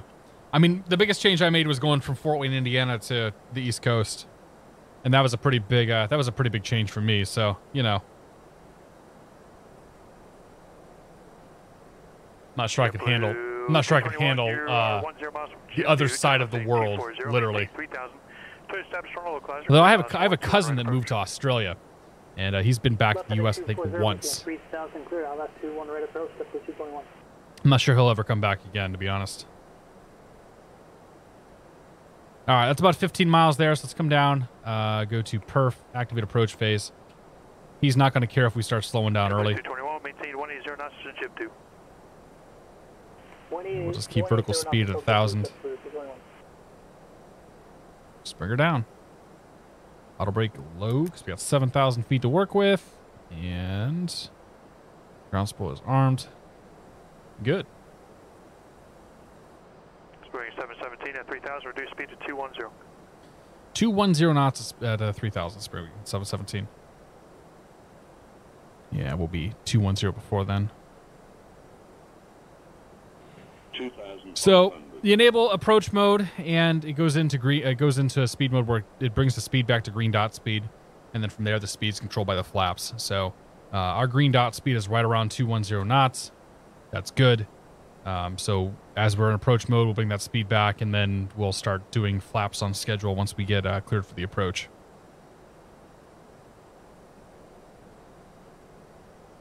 Solitan P38, good to see you, my friend. Gurgle My Glory, welcome aboard. Did you hear Canada just changed the law about diabetic first-class medicals? We can get them now and use our commercial ratings. Dude, that's awesome. I hadn't heard that, but that's pretty freaking cool. Over to Tower Edge to JetBlue 221, thanks. All right, there's 3,000. We'll get 210 knots. And the rest of it's going to happen here fairly soon. That was 1114, cleared to Las Vegas International Airport. Zephyr 1 departure, Sissy transition, and as filed, I'm V the SID. We'll train radar up. Squawk 6176, departure frequency Looking good. 119.2. And you had to learn a new language in Boston. Ho, ho, ho, burn. You're not wrong. That was 1114, thank you for that. Read back is correct. Yeah, a little bit of a new language. It's all right, though. Heathanator, good to see you. 2,000. Had a cousin go from Pennsylvania to Montana. 2-wing hunting trip last week. Called his wife, said they put a business up for sale. We're moving here. He said, no way. She said, no way. He filed for a divorce. You can have it all. I'm not coming back. Holy crap, dude. That was 25 years ago. That's insane. I certainly had those thoughts the first time I went to Portugal. I'm like, I could just stay here and not come back. But the more I've thought about it, I'm like, you know what? I think I'll go back.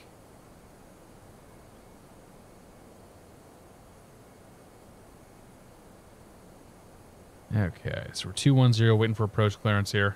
Speedway 717, 10 miles from Jib to turn left heading 240, maintain 3000. Until established on a localizer, clear Dallas runway 2 on right approach. Maintain 180 knots or greater to Div 2. 240, 3000, 180 greater till Div 2, and cleared ILS 21 right approach, Spearwing 717. Okay, so we got icing now, so let's go anti-ice on. 221, Tri-Cities Tower. And let's go 1 notch of flaps. 221, Tri-Cities Tower, wind 1104, runway 21 right, cleared line. And so 18 knots. So 180 knots is going to be our slat speed. That's fine. It's about when I would be wanting to get slow anyway, at the final approach fix or the initial approach fix.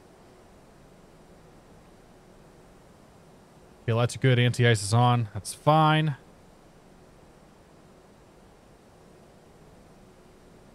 Tower 35.3, 30. Ooh. 35.3. There we go. Always double check. Boondock, how you doing, man? It's good to see you, Andy.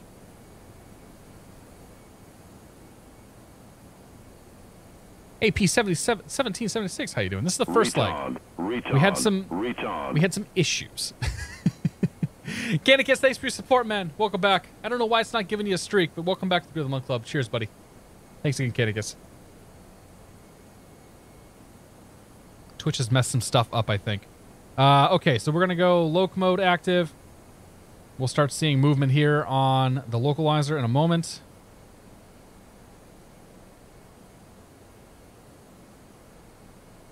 Going 717 at Jibdo, contact Tri-Cities Tower 135.3, good day. Tower at Jibdo, Spearwing 717. We'll see it. Do that, we'll go to approach mode. Not entirely happy about being kept 180 knots until with Jibdo, because I would like to bring my flaps down, but that's okay. We might drop the gear a little early here. Let's just drop the gear now.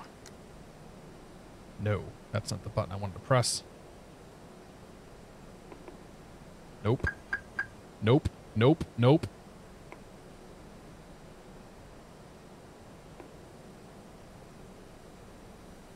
No, no, no, no, no. It's going around. Crap.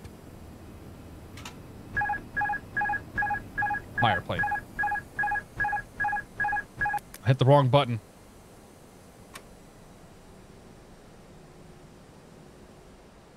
Oh, boy. 221, welcome to Tri-Cities. Turn left on Bravo. Contact ground on point 8. 2,000. Left on Bravo, over to ground 121.8, that's 221. Tri-Cities Tower, Spearwing 717, ILS 21 right. Spearwing 717, Tri-Cities Tower, good evening, wind 1104, runway 21 right, clear line. Good land 21 right, Spearwing 717. In sight. Well, that could have been a lot better. A lot worse, too, I guess. I keep trying to trim. Don't trim. Leave it alone.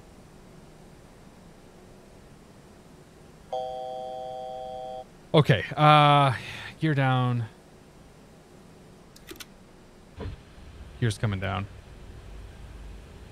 Tri-Cities ground, JetBlue 221 is clear over runway 21 right.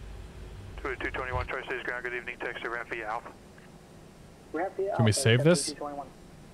I should just go around. But I think we'll be okay. Yeah, we're gonna be fine. 1,000. Yeah, we're not very stable, but that's okay.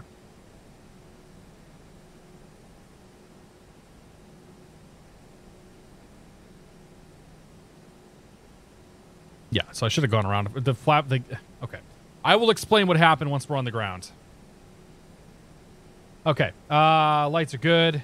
500. Gears down 3 green. Flaps are down indicated. Auto brakes armed. Speed brake is armed. Okay, we're good. 400. Glide slope. Glide slope.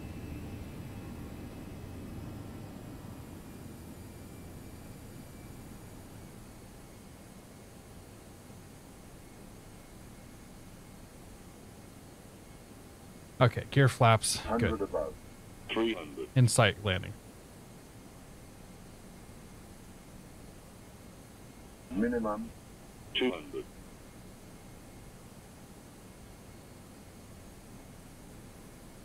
100.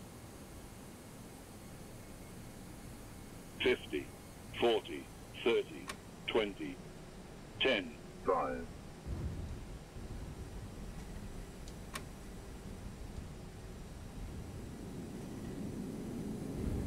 Okay, reverse is out. Decel.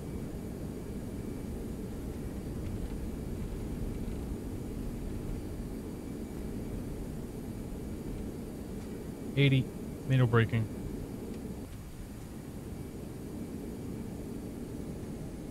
Boeing 717, welcome to Tri-Cities, left at the end and contact ground at point 8, good night. Left ground point 8, Boeing 717.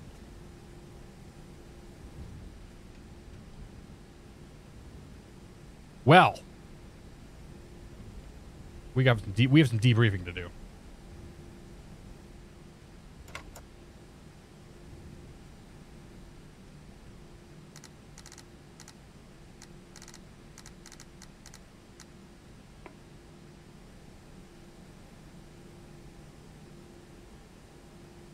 Tri-City ground, Spirit Wing 717. We're clear at Alpha for the terminal, please. Boeing 717, Tri-Cities ground, good evening, taxi ramp via Alpha. Ramp via Alpha, Spirit Wing 717. We'll see you soon. Yep.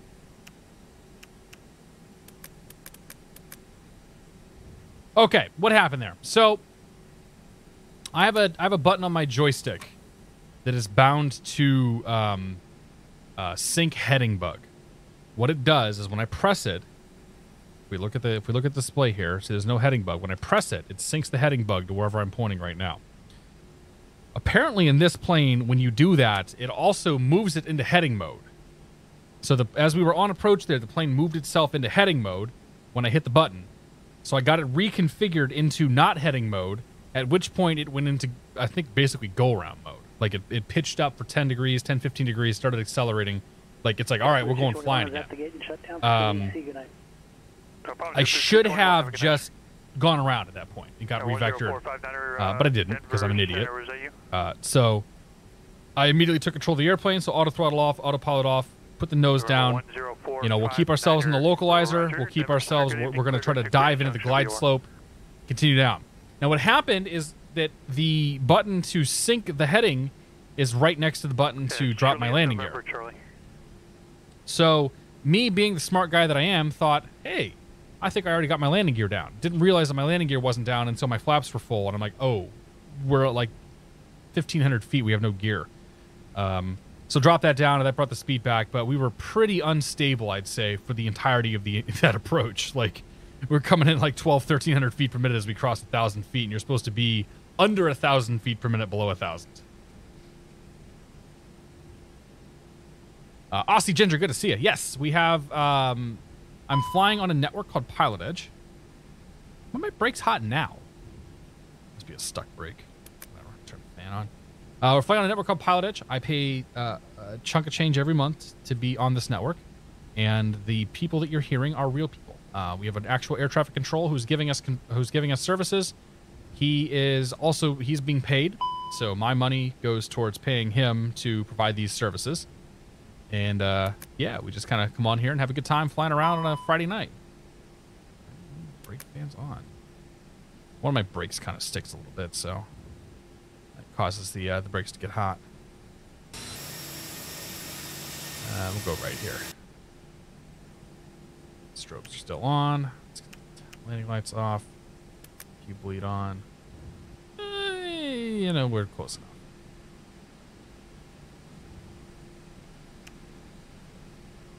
Gate 2.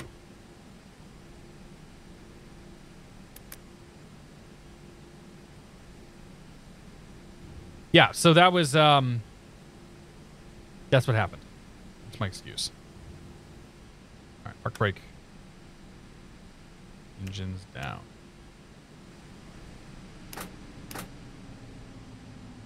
Ladies and gentlemen, welcome to Tri-Cities Airport. I'm assuming they're West Coast, right? Local time is going to be 6:31 p.m., I think. We made it. We're here. Could have gone a lot worse. Could have gone a lot better. I'll take it. It's fine. Yeah, look at my kitty. How you doing? T-Craft, welcome aboard. How do you like this compared to the jar? This thing's way better than the jar. Put the flaps up. Are the flaps on? Yeah, the flaps are on. Now we cool. Yeah, this thing's way better than the jar. The jar's fine. The jar served its purpose. We'll put it that way. But we're better off with this thing. Computer Flying, how you doing? Good to see you. Happy Friday. My flaps are still on 1. I put them all the way up. Whatever, it's fine. You're right, they are still on 1, aren't they? Nah, they're up. Well, yeah, they're up. Or no, they're not. That's so weird. Well, we'll deal with that. We'll deal with that in a little bit. Yeah. Pastor Testarossa, how you doing? I have the Flight Factory 320. The more I see this plane, it's calling my name. Dude, I kind of prefer this to the 320, honestly. It flies better than the 320, if anything. Okay, folks. Take a little break here. We'll step away, use a potty. And then we'll do a real quick turn and make our way down to Reading Airport. So if you're taking off, thanks for stopping by. If you're sticking around, we'll see you here in a couple of minutes. Yeah, be right back.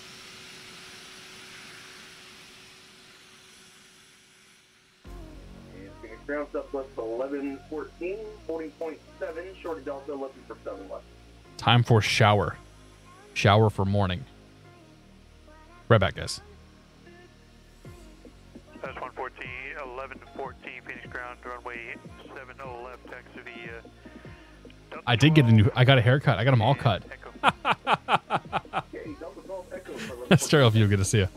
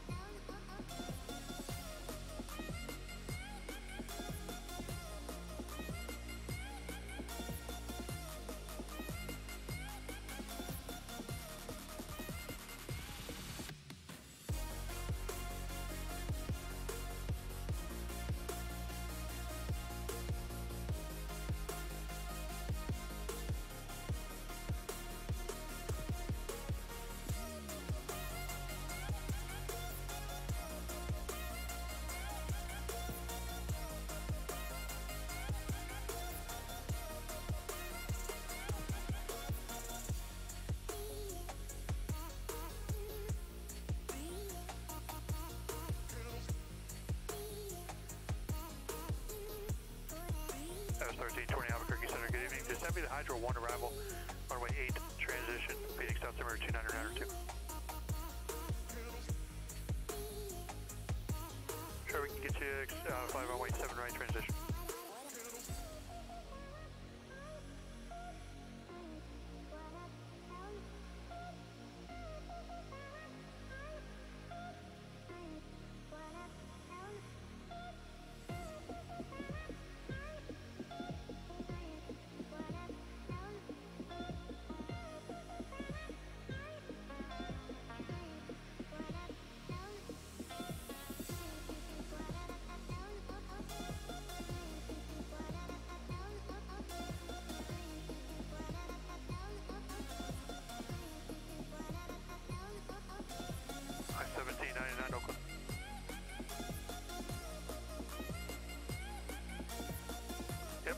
loud and clear.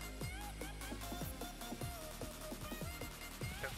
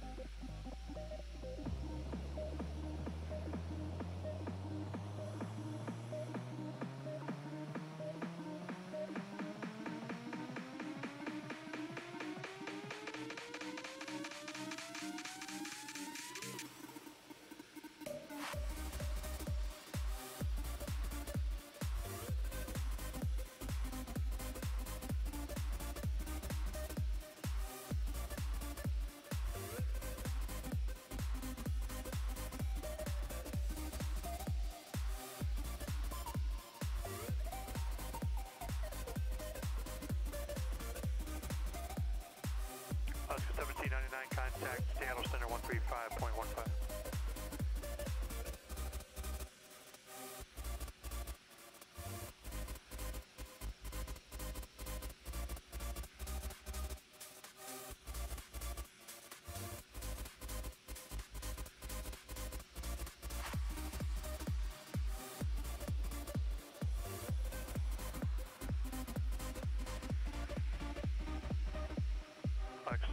Alaska 1799, Seattle Center, roger, good evening.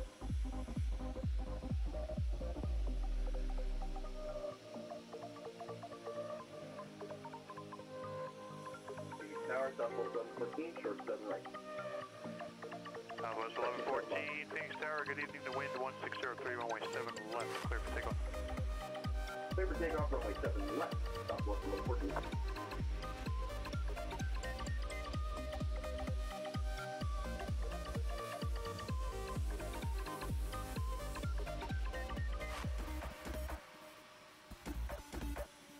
Southwest 1320, contact Phoenix approach 128.65.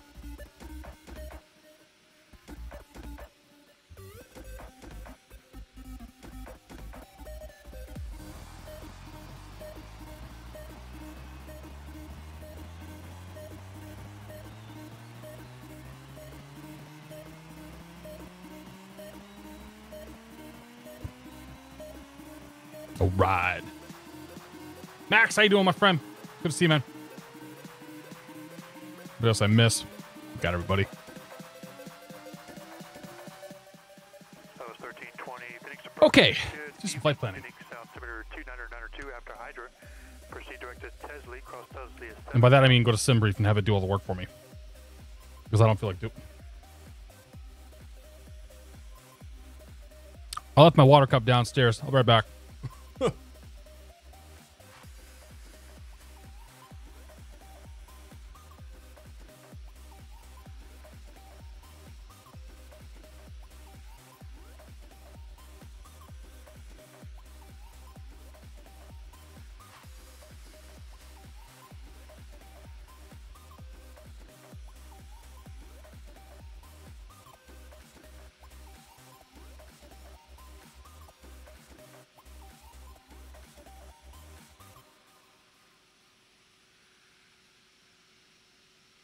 Southwest 1114, have a good night. Contact departure.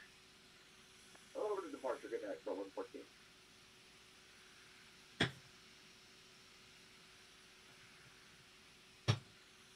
All right. Yeah, my wife and I were trying to figure out the snowblowing situation tomorrow. She wants to get up and go to the gym. I got to get up and snowblow. So I don't know. I don't know if that's going to work out. We'll see. Radar contact the altimeter 2992 and climb maintain level 210. Why did the music stop? Oh, okay. Okay, back to sim brief. NKS 717. Adult life, I know, right? Nixton Aries, good to see you. Hope you're doing well.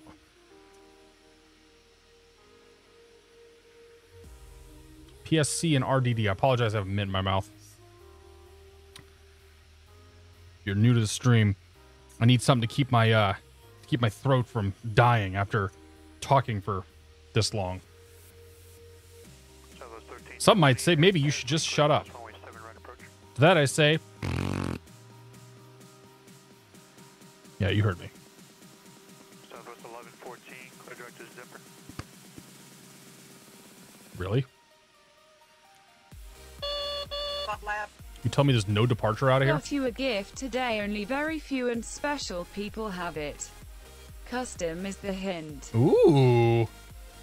Max, thank you very much, man. I can't wait to see it. Thanks for the bits, buddy. Cheers. We've got some good stuff cooking in the next month or two. It's going to be fun.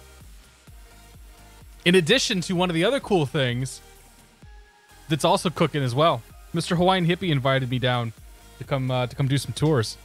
So I'm going to try to make my way down there very soon and see Mr. Hawaiian Hippie. And Max will be there too. I'm going to take some video if we can. It'd be pretty sweet. I find it hard to believe that we're not using the departure out of here, so do some checks. All right. KPSC to KRDD.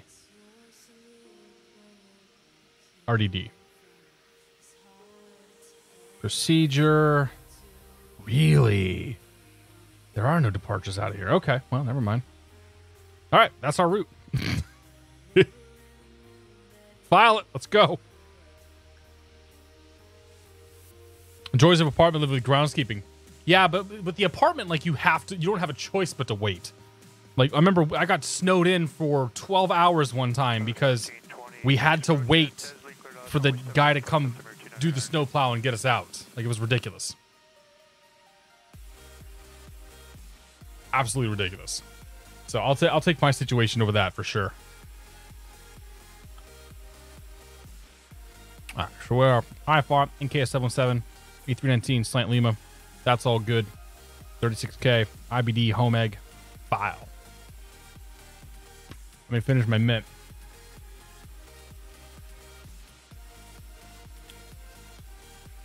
New to X-Plane.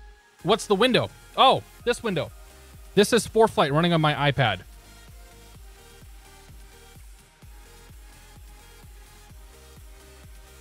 I use a program called Air Server over on my Stream PC, and Air Server brings the ForeFlight window into the Stream PC. It's actually not on my Sim PC at all. It sits down here in front of me as I would use it in the real world. So yeah, that's ForeFlight.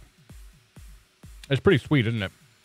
You can use Avitab though. I think Avitab does a lot of similar stuff, or at least gets you the charts and whatnot in. And that's the X-Plane add-on. All right, let's kill the music. Thanks everybody sticking around. Welcome back for part number 2 or 3 or 4, depending on how you want to look at it tonight. It's been an eventful night. So we'll pop over here. Let's go plates. Clearance is 20.0. 20.0. Yes. Done. Is that you? TRI Cities Airport. 8 is information Papa. Okay, already have Papa. Where are we going? Is it Reading? Southwest 1320, Yep.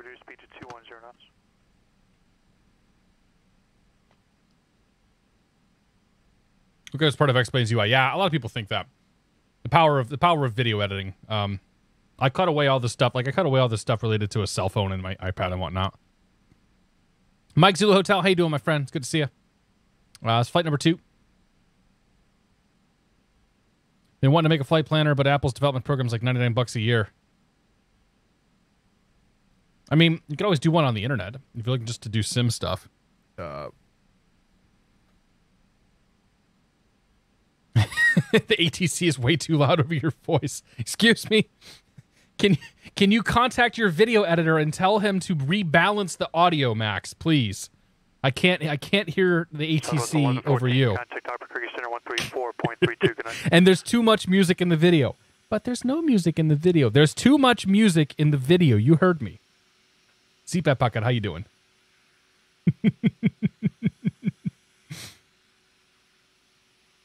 Negative. It's amazing. It's amazing that people will. I mean, so don't get me wrong. The audio balance on Max's video for the Las Vegas arrival is not great. There were certainly times where it's like, okay, should we cut this segment because we can't exactly we can't totally hear what Max is saying over ATC. However,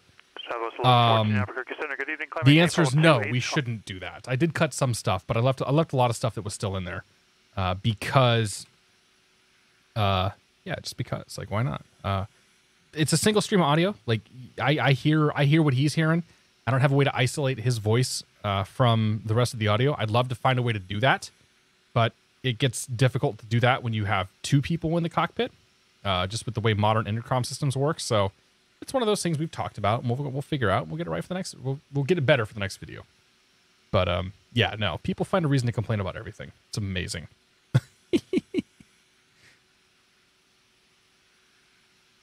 Just got done watching video, dude in one left. Southwest is like, nope, I'll take one right. Yeah. E-Top 77, good to see it. Max's videos are so good. I know, man. They're awesome. They're the best. I can sit here and nitpick every single one of those videos if I wanted to. Don't care. There's always more that can be done. Here's the thing with Max's videos, okay? And this is the last thing I'll say about it before we move on. I get those videos out in like 6 hours. So from the time that I sit down and I start working on that video to the time that I have a finished product is roughly 6 hours it's like 6 man hours of effort. Usually it's split over a few days. So it's 2 hours here, 2 hours here, 2 hours here kind of thing. But usually we're coming in like 6 hours on most of those edits. So it's 1320, contact Phoenix Tower. If we put an extra 3, 4, 5 hours into them, sure, we could fix a lot of problems. Is it worth it? Probably not. So you sort of go with what's necessary. You get you go with what you can get away with. Not get away with, because that sounds kind of like a negative connotation, but you put the effort where the effort makes sense to put it in, and then at some point you just release the video. 1.3 up to Phoenix Tower, Southwest 1320 with the ILS 7 right. That was 1320 Phoenix Tower. Good evening, Wind 1603, runway 7 right, clear to land. I think it's the latest version, but I don't know. Well, yeah, sorry, we're on 1.2 apparently. Okay, so maybe there's another version I should be on. We're on 1.2 right now, so no, we're not on 1.3. I'll update it for next time. So it was 11. Okay, we'll call him up in a second. We'll get to clearance. So we are Spirit Wing 717. We're IFR to Reading. Leneru, welcome aboard. Happy Friday. Hope you're doing well. 1.3 came out yesterday. Of course it did. Yeah, I know we're on 1.2. Boy, it sure would be a great time to showcase 1.3 when the plane's on sale, wouldn't it? Man, I wish somebody thought about that. Jesus. I don't know why anybody watches. Okay, can I make my clearance call now? R-A-S-T. It's the problems that make it interesting. Alaska 1799, clear direct to Timbers. Tri-Cities ground, Spirit Wing 717, IFR clearance Reading, please, with Papa. Would you recommend this plane? It's quite expensive. I think it's pretty good, yeah. As far as Airbuses go, like, the only Airbus more expensive than this is the Flight Factor 320. is the flight factor 320. 1799. And I would say that they're both roughly the same in terms of like capabilities and whatnot. So if money is your concern, like this is probably the A320 family class to get. Good to see a main name. One more minute. Sorry, guys. I hate doing that, but I need my throat needs sustenance. Spiritwing 717, clear to Reading Airport, Tri-City 7 departure. Radar vectors to the Kimberly VOR, then as filed. Climb and maintain 1010,000. Expect level 360, 10 minutes after departure. Departure frequency will be Chinook, departure 128.75, squawk 1706. Clear to Reading, Tri-City 7 departure, Kimberly as filed. 10,000 on departure, 360 within 10. Departure 128.75, squawk 1706, Spiritwing 717. Going 717, Ray Baker's correct. Have a good flight. Thank you, sir. Have a good one. Alaska 1799. Guessing he must be taking off. Probably means that Eugene will be our controller coming up here. Okay, so let's figure some stuff out.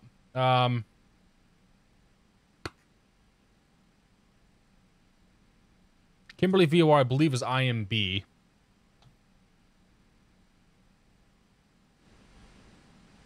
Tough question. Oh, here's a good question. Aerobasque E1000 G1000 edition or the TBM 900? That's a really good question. And I'm not going to answer it. I'm not going to answer it directly. What I will say is that if you want a fantastic modeling of a turboprop plane that tries to get as many details as possible and has all the bells and whistles and is probably the most study level simulation that you're going to find in this sim, you're going to want to go with the TBM 900. If you want an airplane that you can just sort of fire up, ram the throttles forward, and not really have to think about too much, you're going to want to fly the Epic. I fly them both, okay? I fly them both pretty evenly now. It depends on the mood that I'm in. Sometimes I want to go the TBM because I want to fly the big complex machine and flip all the buttons and this and that. Sometimes I just want to say push all the buttons, turn all the lights on, and mash the throttle forward and go. And that's the E1000. So the Epic E1000 is also $30 cheaper, if I recall, than the TBM 900. So that can also influence your decision too. But I generally try to stay away from talking about the financial impact of airplanes because everybody's financial situation is different. Bill, how you doing, man? Good to see you. I'm sure going from 1.22 to 1.3 is very important, yes. What flap level should I use on 747 for takeoff? Depends how long the runway is. I think it's usually flaps 15. But I don't know. Trying to finish my mint here. I love Aerobasque planes. I will always recommend Aerobasque planes, but I also think that Toto's doing a ton of good stuff for the community.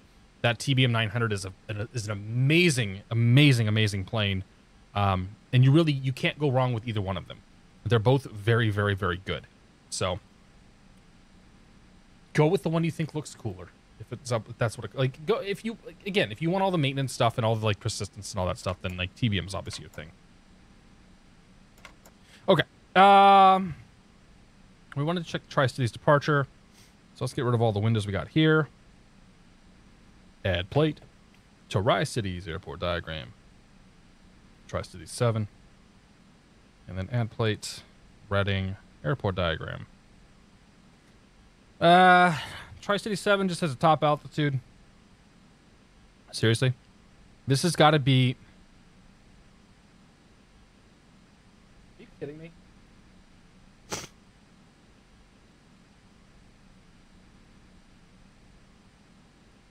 Tell me this isn't the most useless departure procedure that you've ever seen.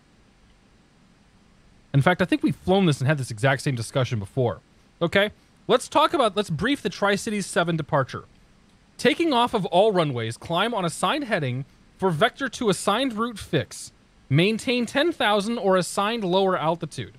Expect clearance to filed altitude 5 minutes after departure. Roughly translated, that means fly the heading that we tell you to fly the route that we tell you to fly, and go to 10,000 unless we tell you to fly the altitude that we tell you to fly. And And by the way, if you lose communications, go to 3,500 feet and then just fly to the waypoint that you filed. That's the departure. That's real dumb.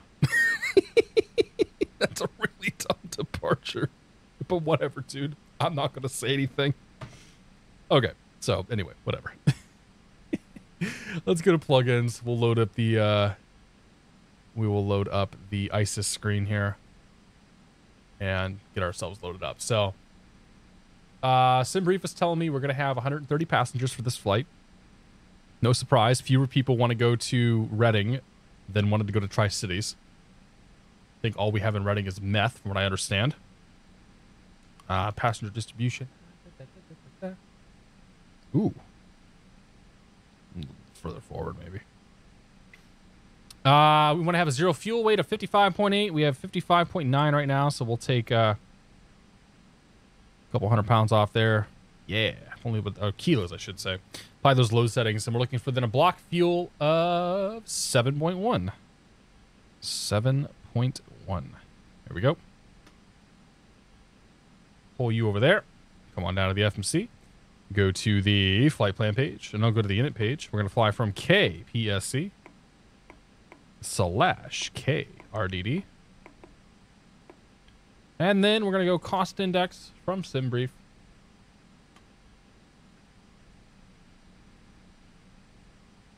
Oh, 5 again. And we're going up to 36,000 feet. Checked and checked. Good. Flight plan, PSC, departure.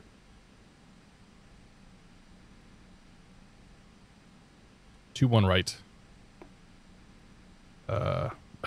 We may as well be on no SID because we've already ascertained it's completely useless. Good. Taking it to Kimberly. I don't think Kimberly's actually on this SID. But we won't bring that one up. All right, IMB. Yeah. And after IMB comes HOMEG. HOMEG.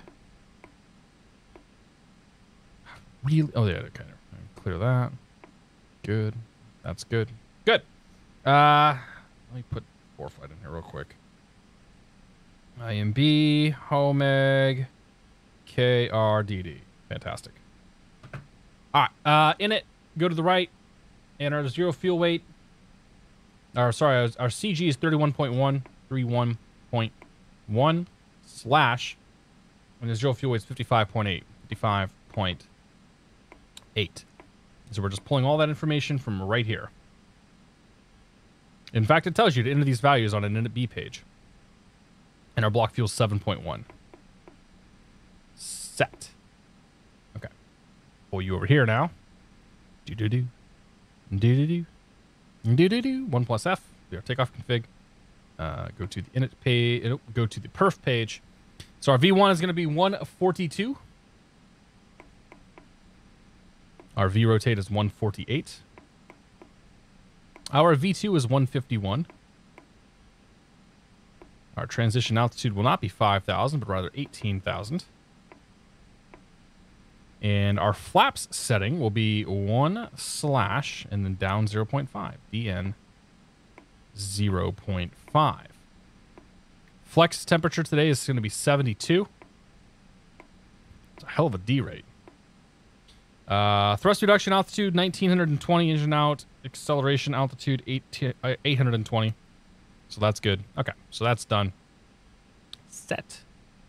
And we'll check down here. 1706. He gives us the same squawk code we already had. Managed. Altitude goes to 10,000 feet. And managed. Good. Set. 3024. Good. All right.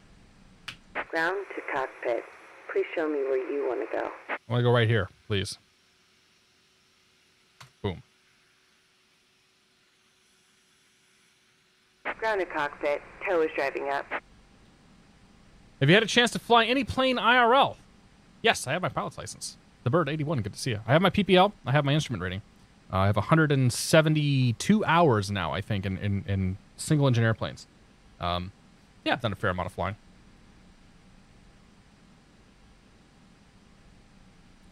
In the flight factor 767, how do I get wing views outside the wall, plane box being from going outside? Ah! Chandler FPS. There's a wonderful tutorial on YouTube. If you go to YouTube, I'm gonna blow your mind, okay? You go to YouTube and you search X-plane camera tutorial. Aha! There's this wonderful video with this thumbnail that looks like it's very similar to other thumbnails that we've perhaps seen. And a name that was very similar. You should go watch my video, truly. It's here on Twitch as well, but you should go watch my video. I talked about exactly how to do what you're trying to do. And there's a cheater way to do it, so yeah. It's not something I can explain here in 2 minutes on the stream.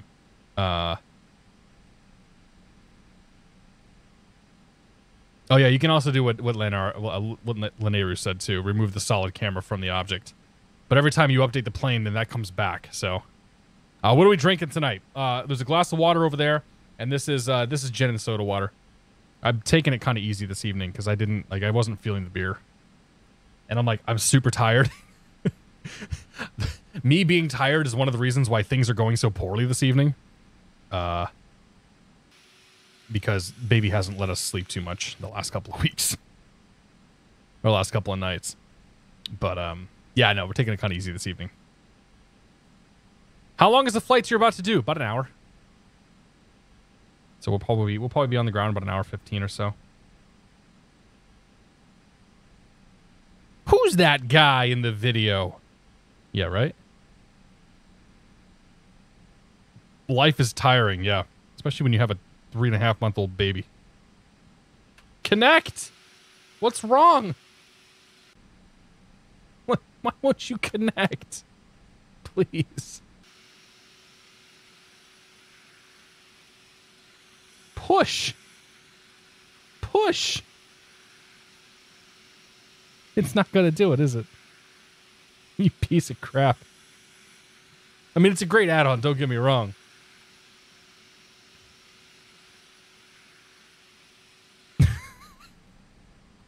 Why is it broken? Why isn't it working? Ground crew's on strike. It won't let me do it again. Alright, whatever. We'll cheat.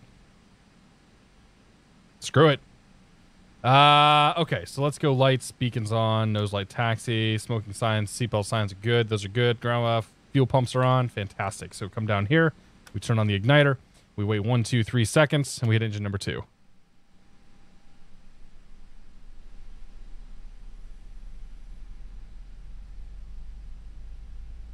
Two Zulu Mike, how you doing, buddy? Good to see you.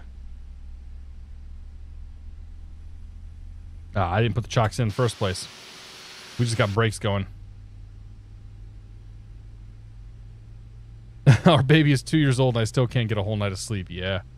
It's going to be a while, I think. Rice Kama, good to see you, buddy. How is gin taken easy compared to beer for alcohol content? I reduced the amount of gin in here significantly. There's only about that much gin. Which is not a lot. So it's mostly soda water. It's like gin-flavored soda water. How you doing, Trey? It's good to see you, buddy. Bypass pin inserted. Release parking brake. What?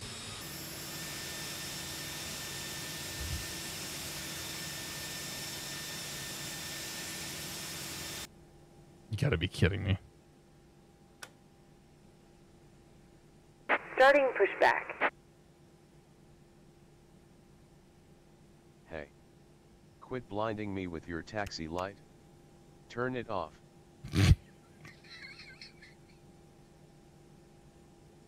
Just push me back. Stop being so needy.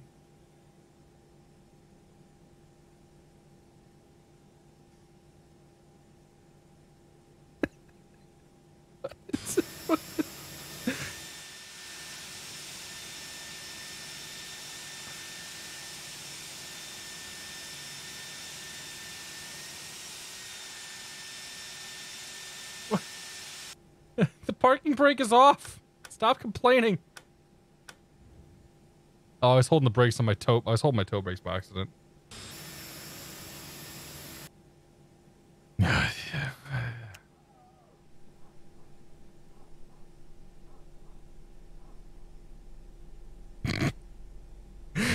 you know, Jetstream, we're going. It's been a night to remember. How you doing, man? It's good to see you. Steve 99, how's it going on, buddy? Solis 13, welcome aboard. I read the article that new parents operated a sleep deficit for the first 6 years of a child's life. I can see that. TP 121, good to see you. Norgan 30, welcome aboard. Happy Friday. This is pretty much, yeah, this is pretty much Spirit as expected. 100%. She's going to come through super loud, too.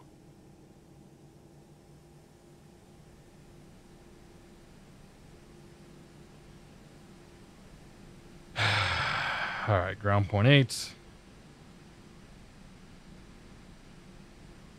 Tower 35-3. Operation complete. Go ahead and set the parking brake. Done. Disconnecting. Please tail. leave Stand me by. alone. Please.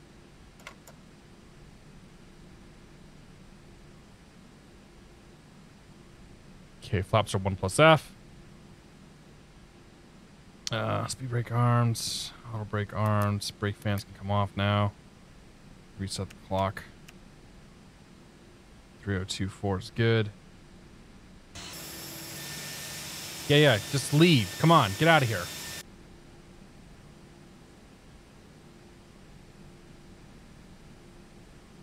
Captain Canada, how you doing, buddy? Happy Friday. We're having an interesting night with X-Plane. And streaming, for that matter. Baby sleep deprivation is showing its... What? Tow is disconnected and bypass pin has been removed. Hand signal on the left. We'll see you next time and have fun up there. Captain Canada, somebody told me the other day that you were you went full time with the YouTube stuff. Is that actually true? I did not know. Okay. Lights are set. Let's do flight controls. Right rudder. Left rudder. Left aileron. Right aileron. Pull back. And full forward. Good. Fuzio Da, how you doing? And have fun out there. Yep. You would have been kinder to the Pushback crew if it was your voice. No, I probably wouldn't have. Went full-time about 3 to 4 months ago. No kidding, dude. That's awesome. Congratulations. All right. I think we're still popping. That's super cool. Actually, Papa's going to not be current anymore, so let's grab a new one. TRI Cities Airport. ATIS information, Quebec. Quebec. 0253 Zulu. Wind 080 at 4. Visibility 10. Ceiling 1,900 overcast. Temperature -4. Dew point -7. Altimeter 3026. Arriving and departing runways 21 left, 21 right. ILS runway 21 right approach in use. Read back all runway assignments and hold short instructions. Advise on initial contact. You have information, Quebec. Okay. TRI City. Good. Tri-Cities ground, good evening. Spirit Wing 717, terminal with Quebec for taxi, please. Spirit Wing 717, Tri-Cities ground, good evening. Can you accept runway 21 left? 21 left. Yeah, we can probably take that, 717. No problem, you can take 21 right, your choice, 21 right. Let's do 21 right, 717. There's 717, runway 21 right, taxi be Alpha and Echo, cross runway 30 on Alpha, hold short of runway 21 left on Echo. Okay, 21 right, Alpha Echo, hold short 21 left, and cross 30 at Alpha. That's Spirit Wing 717. All right, good. We probably could take that runway, but it's only 4,400 feet. We'd be blasted out of their toga. We'd make a whole lot of noise, that's for sure. They're right, they're left. Startobes. Jetstream, good to see you, buddy. You're going over a few things for tomorrow's stream. I hear guys like you and Chewy. Well, I now hear like you, but like I hear that Chewy like starts planning his streams like well in advance the night before. I'm not going to shy away from admitting that I didn't plan tonight's stream until 45 minutes before we went live. I used to do a much better job, but then my wife had a baby. And I'm not saying that to be like, oh, woe is me, but yeah. I haven't had a lot of time to plan that stuff out lately. Redhead Drone, how you doing? Like, I generally have an idea that this is kind of what I want to do, but as far as the actual route and the flight and all that good stuff, it's like, we'll kind of figure it out a little closer to go time. Playing Apex Legends, both teammates left. That's a bummer. Half the time was last minute, look at the map, figured out. Yeah, I mean, I like to chase good weather, so a lot of times it's like, okay, where's the best weather? And you're not really going to know that until it's game time.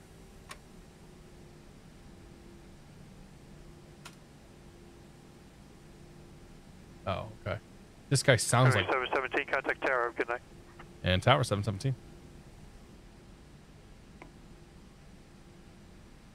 2875 for departure.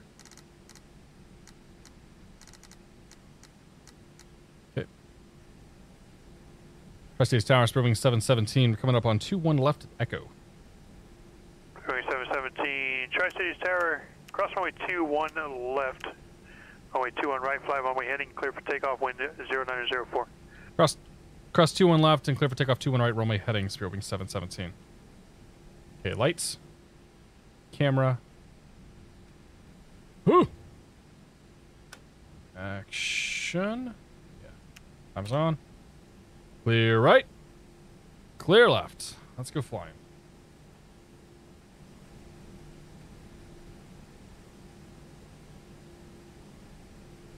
Flight 1799. Oh yeah, see, I intentionally don't tell people what I'm doing because I don't like. I fly mostly on PilotEdge here, and it's pretty easy to overwhelm these controllers. So I usually don't announce any route information until the stream starts, and that's a very intentional decision. Okay, 2-1 rights identified. Let's go flying. And just throttles up. Power set. Or power. Instrument screen. Now power set. Flex to 72.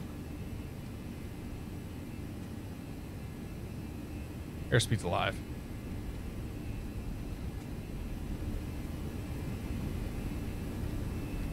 Oscar 1799.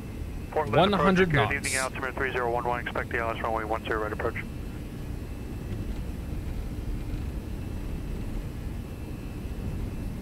V1 rotate.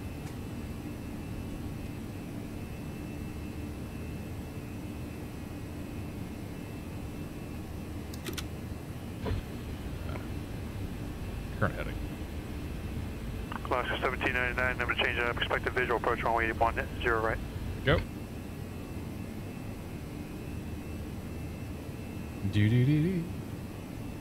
There's nothing to do. Look, Ma, no hands. Don't even need the autopilot, right? 717, contact Chinook departure, good night. Departure 717, we'll see it.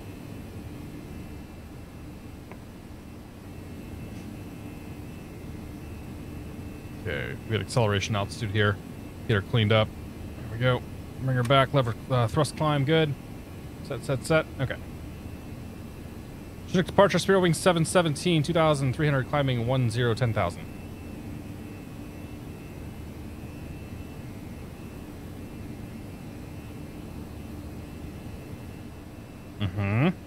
Runway 717, Chinook departure, radar contact. The Tri-Cities altimeter 3026. 26. Okay. We're even heading in the right direction, more or less, so that's good.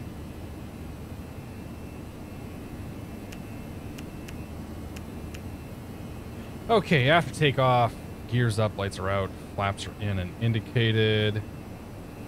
Lights are set. Speed brake and auto brake are both off.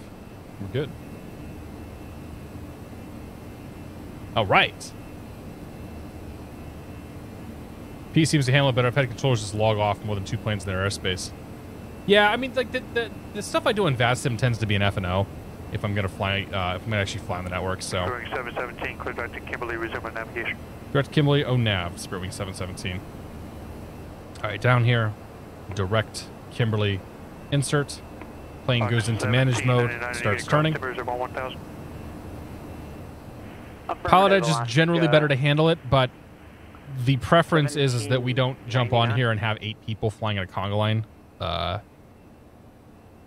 So, like, it's no big deal if people come on and fly, but I don't tend to announce routes ahead of time. Like, I don't want people to, like, clear their schedule to come fly with me, sort of thing. I know that sounds kind of greedy and whatnot, but like, I've had several talks with you know, some of the folks at PilotEdge, and our goal is to make sure that we're providing that, like, that they're providing their goal is to provide the best experience they can to us, and my goal is to provide the best stream that I can. So that generally involves me being a bit bullish with my own routes.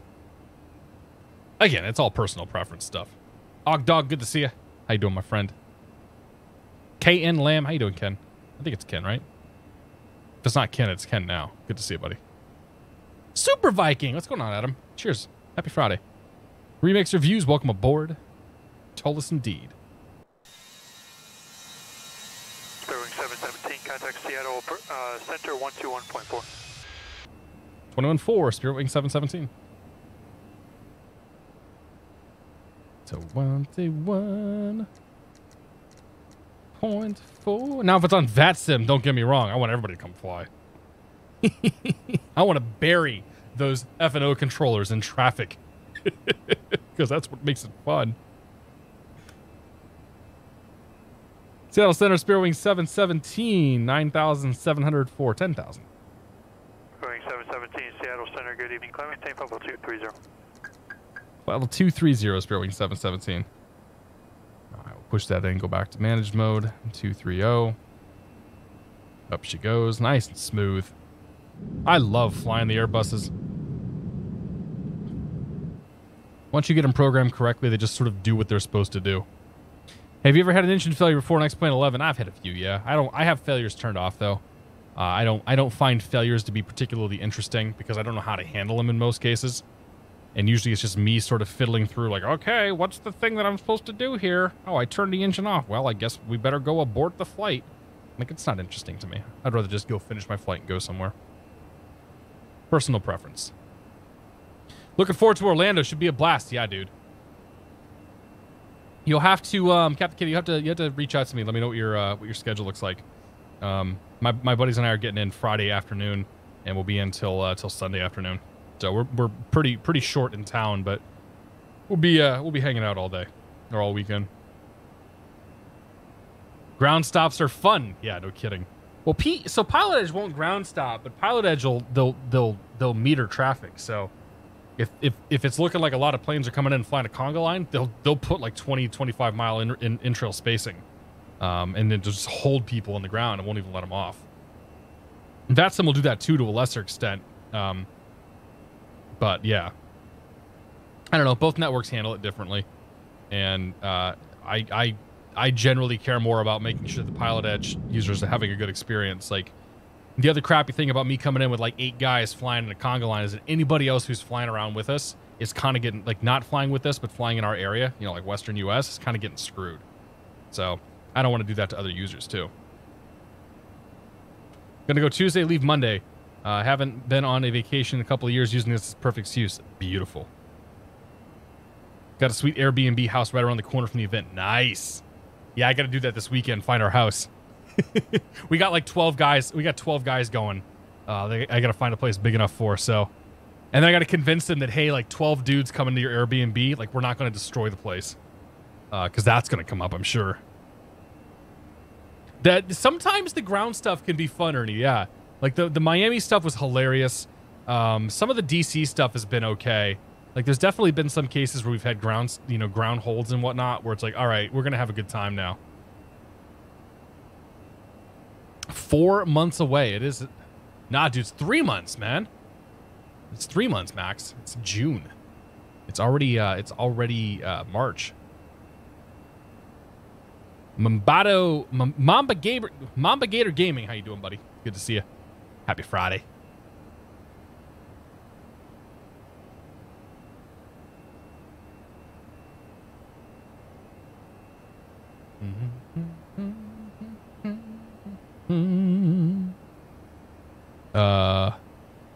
I don't know what month it is or day. It's all right, dude. You got a good excuse.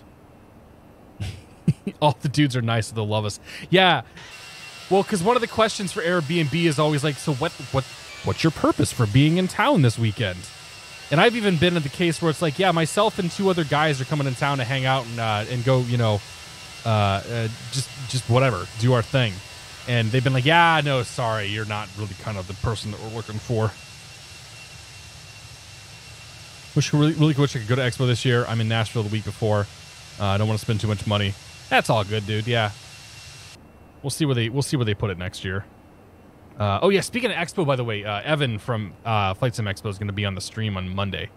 So GA Monday is going to be an interview with Evan, talking about whatever it is that he wants to talk about, hotel discounts and airfare discounts and things like that. So that'll be on Monday, and then we're going to see if it happens next Friday. Next Friday, we're going to have, this is going to be a first time ever on the stream. For a Friday night stream, we are planning on having a special guest. My special guest is going to be flying in Friday night. And if he makes it, we are going to, I'm going to go pick him up from the airport and we're going to co-stream here from the old virtual cockpit. And it should be a hell of a good time. So we will see what happens. I'm super excited. I really hope it. I hope it happens. I hope it goes through, because I think it's gonna be a hell of a lot of fun. And we might see about we might see if we can have the Wheel of Misfortune make an appearance. So we'll see. I don't know. It depends on what his schedule looks like. So it should be a good time. Yeah, I'm looking forward to it. Next week's gonna be a fun week. I'm not doing any flying, but it's fine. At least no real flying. He trained me at BVA. Yeah, dude, Evan's a nice dude. I've worked with Evan for a few years now in regards to helping publicize at one point Flight Sim Con and now Flight Sim Expo.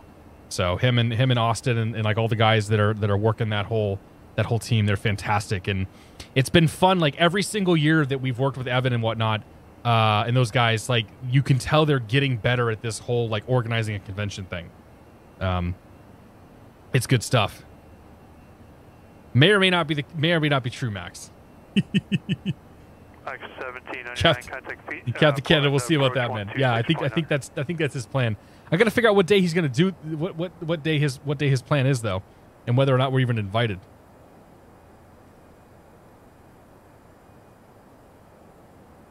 How did you end up learning what all the buttons do? The one above your head looks super confusing. That's a good question, actually. So, I will tell you that I don't know what all the buttons do. So I know that when I flip these up to nav, I can align the IRSs. That's fine. 1799, Portland approach, altimeter 3011. I don't know how to manage the flight controls and all that GPSW mode stuff and all this. I know that when I press this button right here, it allows us to use flaps configuration 3. I know that we can like deploy oxygen and all that stuff. I know that like through some combination of buttons over here we can turn off various flight control systems, like parts of the auto flight system. Seattle Center, Spirit Wing 717. Any chance for higher?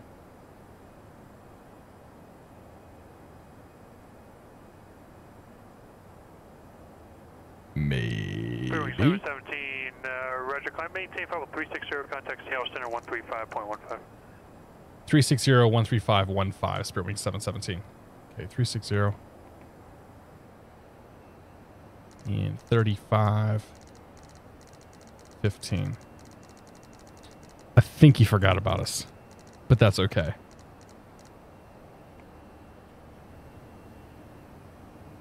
Seattle Center, Spirit Wing 717, flight level 234, climbing flight level 360. Spirit Wing 717, Seattle Center, Roger, good evening. Good evening. All right, so a lot of these buttons I honestly don't know, but what I can tell you is that like you start to learn systems between airplanes that are very, very similar. Okay, in the case of Airbus, your important stuff is sort of here in the middle, and in Airbus, the natural state for any button is to be off. So if you are in flight and the button is off, then that's perfect. So you have your hydraulic systems where you can manage your hydraulic pumps. You have your fuel systems where you can manage your fuel pumps. You can cross-feed the fuels and all that stuff if you need to up here. You have your electrical system. You have your air conditioning and your bleed system here.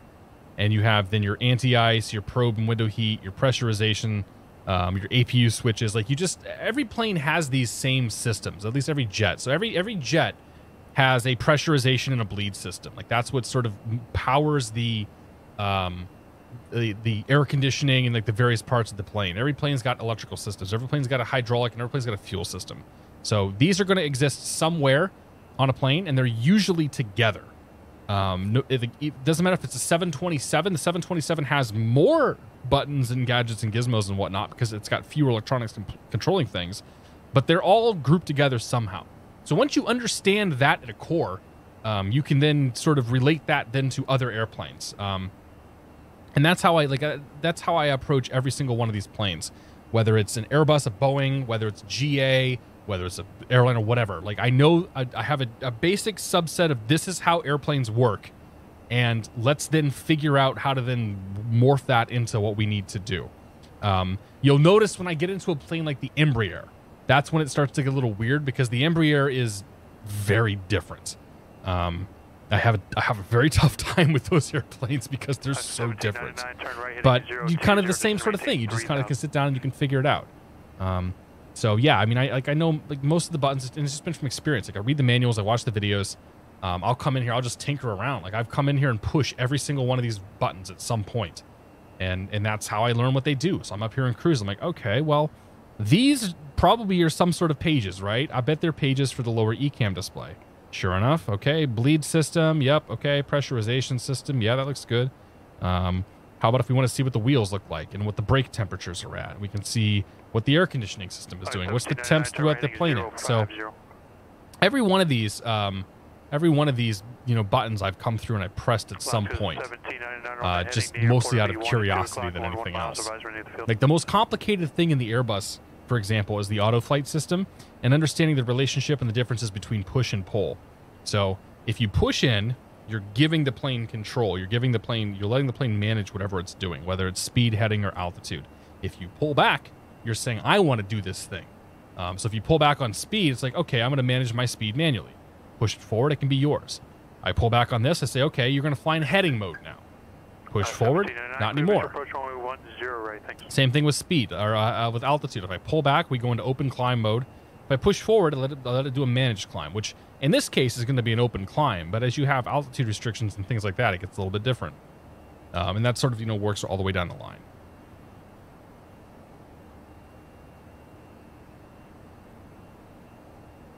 So all the buttons you don't have to know. It's pretty cruiseful. In real life, of course, you have to know all the buttons. But in the sim here, like you don't need to know what every little thing does. You kind of like, I need to know when I sit down in an airplane, I want to know important things. Okay. So what is the most important thing do you think about sitting down and operating an aircraft? What do you think is the one sequence that you need to be able to do to operate every single aircraft? If you said turn it on, you would be correct. So the first thing I sit down and do is I say, okay, how do I go from cold and dark to engines running?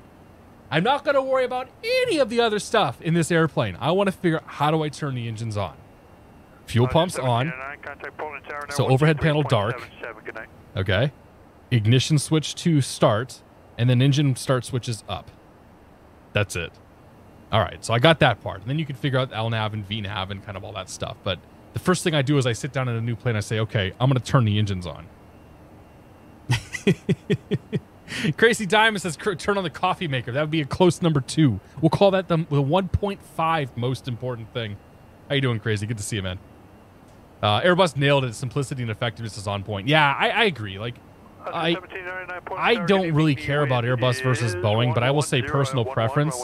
I prefer flying Airbus simulations to Boeing simulations because the Airbus cockpit for me is much more intuitive and user friendly than the Boeing is.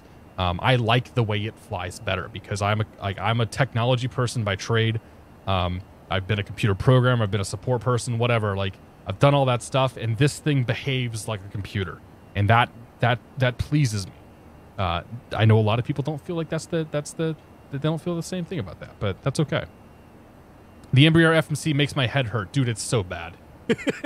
It's really not good. I don't like, it's not, and I'm not mocking, I'm not making fun of any of the models in particular, because I think the models have their own, like the simulations have their own sort of weak points, but the actual FMC that I've messed around with, or seen messed around with in these Embraers, like it looks like it's just a pile of crap. Like it doesn't make any sense to me. I need to fly it more to really understand it, but it doesn't comprehend. Real pilots trim their planes. Fair enough. Why trim the plane when the plane can trim for you? I want to say, plane, fly in this direction. And the plane can figure out how to do that. I don't need to sit here and play with little fiddly buttons and make it do that. But, again, it's all personal preference. Air Fubar, welcome back, my friend. Good to see you. Airbus is an iPad with wings. All these people that talk about Airbus being automated and this and that, like, I have to wonder if you guys have done like real research into the 787 and the new 777s and all that stuff, and seen the amount of automation that's in that cockpit. Like, Boeing is moving itself towards becoming more like they're becoming more like Airbus and not the other way around. In the case of the Lion Air crash, maybe sometimes we're giving the plane a little bit too much power, but you know, there's a balance in there somewhere. You're saying Airbus doesn't compute. I think I'm saying the opposite of that, but we'll go with it. That's fine. X-Plane 1972, good to see you.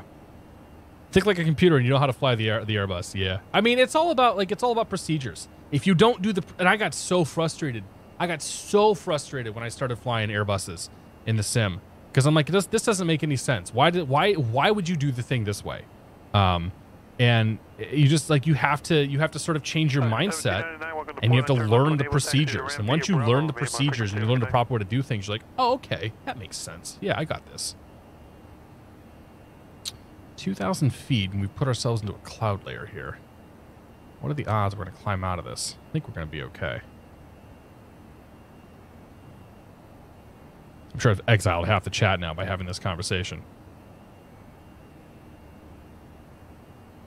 As long as Boeing still uses a true yoke, I'm good. That's fine. Control surfaces don't make any, like, control mechanisms, I don't see that being a big deal. The nice thing about the Boeing yokes is that they are connected, so you don't have an incident like that Air France plane that crashed over the Atlantic, where one pilot's putting pressure and the other pilot is not.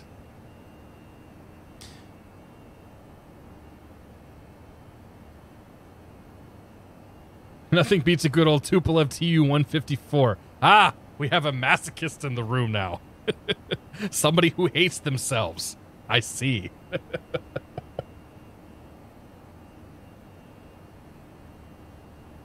Fail an engine. Yeah. You mean in the Airbus, Max? We'll get we'll get the wheel of misfortune running next weekend, and and see just how well we can do. I got to get the streaming setup ready for the visitor as well. So I got to get some. I got to get a microphone and whatnot in here set up for him. I don't like when clouds go across the cockpit really fast like that. I feel like the plane's just going to straight down like a rock. Nah, dude. This plane, we could pull the power on this airplane right now, and it could glide probably 60 miles from where it's at. And that might be a bad example, but like 60 miles gets us to a couple of airports. Gets us to a few airports, yeah. But the chances of you losing both engines at cruise, pretty much nil. Ain't gonna happen. You might lose one engine, have to go, land somewhere else. But it's even rare to lose an engine. It's rare to lose any engines once you've sort of made it up in the cruise phase, because you're not pushing them nearly as hard. It does happen occasionally. Like it happened to an A380 a few years back. They basically blew the number 4 engine completely off. Like the the front part of the cowling just blew off completely. Let's find the A380 transatlantic accident. Yeah, that happened sitting over the freaking Atlantic Ocean. Now, I'm pretty comfortable with all things airplane, but that thing might have me. So let's check App Herald. Air France A380. Of course. Oh yeah, Air France. I know. Let's sit here and ease your pain by looking at uncontrolled or uncontained engine failures. Oh, geez, that's part of the engine that fell off. Okay. All right. Yeah. So that happened. The inlet just basically blew straight off the plane. I don't know if they ever figured out what happened. Did they? I'm sure the report's in here somewhere. Oh yeah, they issued an airworthiness directive. Relatively high engine cycle. Failures ongoing. Might consider. Yeah, so they haven't quite figured out what the cause was, but they've investigated all high time engines. But look, I mean, that happened and the engine survived. The same thing happened with the Southwest plane fairly recently. Southwest, although somebody did pass away. Yeah. So regrettably, somebody passed away in this incident, but the same sort of thing happened where the Southwest basically blew the cowling right off. Like the airplane was flying in that state. And just, me personally, I would look at this and I would say, you know what? I feel pretty good about airplanes. If that can happen and the plane doesn't come down, yeah, that's probably okay. I think there were some videos floating around too. But unfortunately, like, this happened and somebody got sucked out and basically, like, it wasn't great. We'll just leave it at that. I hope that helps ease your ease your feelings.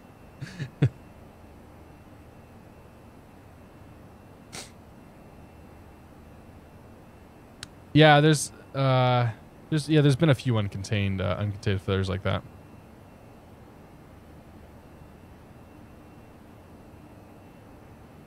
When did this happen? Like in the last couple of years. I think the Southwest incident happened like 1 or 2 years ago, and that Air France incident was probably 3 or 4, maybe 5 years ago at this point. Cowling is basically for aerodynamics and the noise, right? Yeah, well, yes, but if you look at like the number one stage disappeared off those airplanes. The initial so. Let's see here.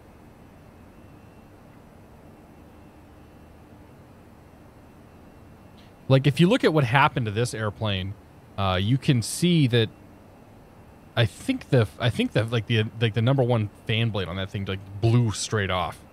Because I don't know what goes in front of that spinner thingy. Like if there's more fans or if that's just where the spinner goes or whatever. But I'm pretty sure something important blew off that engine. And that's what caused the cowling to blow off then, like a blade or something coming off that thing. I don't really know. I'm not an engineer, so I won't pretend to have that kind of knowledge.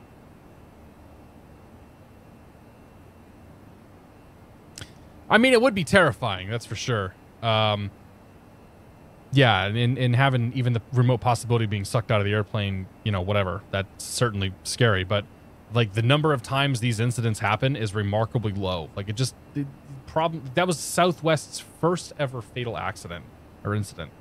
Like it's so rare that anything like that happens. Air travel is exceptionally safe. Even general aviation is still pretty safe too.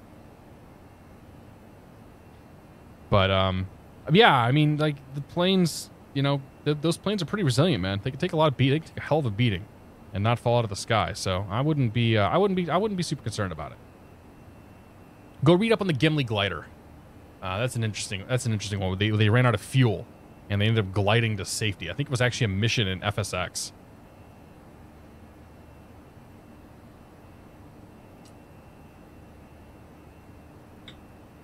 Qantas A380 with the right engine blew up, basically making it immobile. But it happened in the air.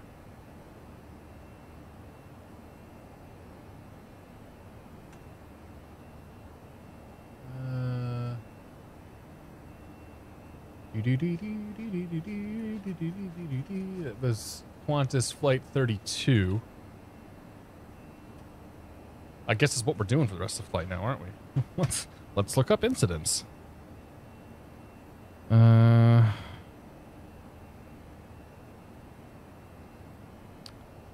so it's going to be Qantas A388.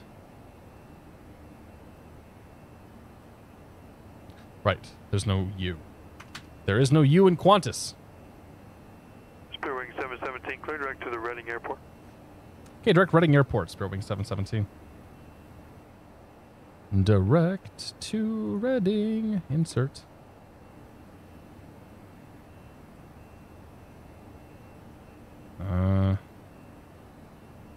Uncontained engine failure near Singapore. I think this is the one, right? Yeah, so they figured this out. This is fatigue cracking.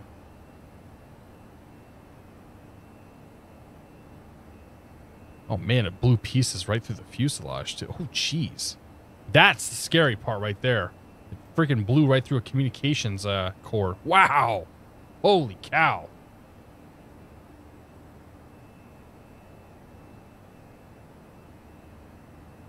So that engine looks like it. So that engine separated like inside the engine itself. That was not the cowling. That's a manufacturing issue. If it's fatigue cracking usually. Holy cow, dude. But again, that was the inboard engine. Sorry, pardon my language. Looks like it blew a hole through the top of the wing. Yeah, blew a hole right through the top of the wing. It's fine. Plane still landed.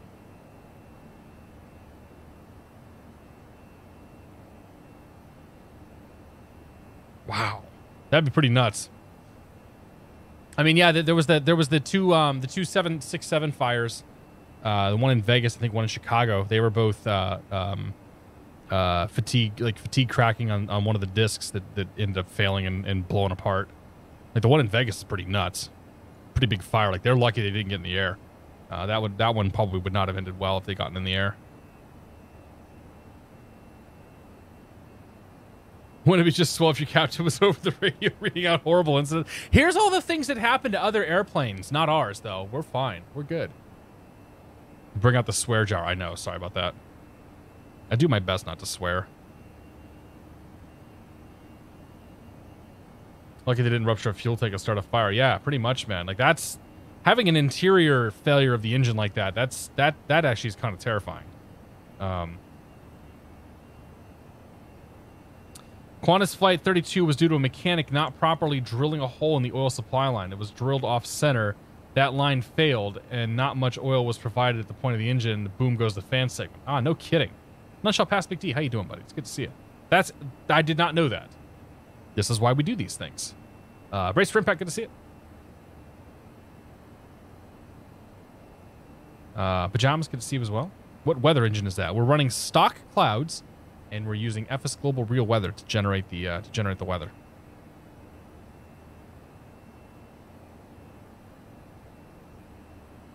Carter Simons, good to see you. United DC-10 with the engine 3 blew and severed all flight controls. Had to turn with throttle power. Sirius Max says, I have my kids watching. Well then. I know children do watch this, so I try to make a conscious effort to be very, ranging more towards PG-13. Like, we definitely don't do the R-rated stuff. Once in a while, a little squeaker passes through, and, I can't help it. Watch the aircraft investigation episode for that, and that's remembered. Interesting. Yeah, that's not surprising. That was a pretty, that was pretty early on in the run for the A380, too. Like, that was, 2010 was very early for that plane, if I recall. And didn't Qantas have the issues with the 787 initially too, that resulted in that whole fleet being grounded for a while because they were catching fire on the ground from the batteries? Got an emergency alert squawk a few nights ago. Descent by discretion, maintain level 240. 240, my discretion, Brewing 717. All right, then. 24,000. My discretion. Director Reading. Reading is reporting 0803, 10 miles, broken 6, overcast 9,500. So we'll have to fly an approach in there. almost for certain. Oh, Ethiopian. Okay. Oh, ANZ. Yeah, it wasn't a Qantas. All right. You guys just gave me like 3 different airlines as to what it was. That's okay, though.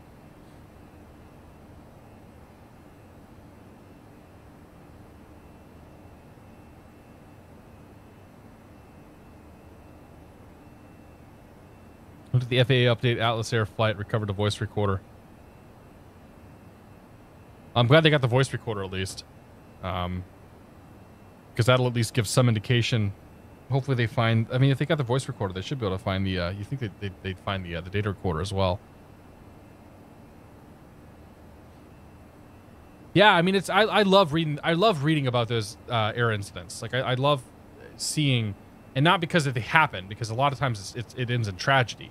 But it's interesting to see... You know, I'm a technology guy, and it's interesting to see how technology can fail. Even primitive technology, like the DC-10 whose throttle lines were cut. Like that's fascinating to me. That's absolutely whose elevator lines or whatever were cut, control lines. You look at that A380 and like all those communication lines that were severed. Like you hope that there's redundancies that exist in the communications and it's not just running down that one thing.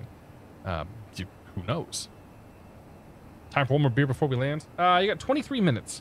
That's what I'm showing on the clock here. We're going to start descending here fairly soon.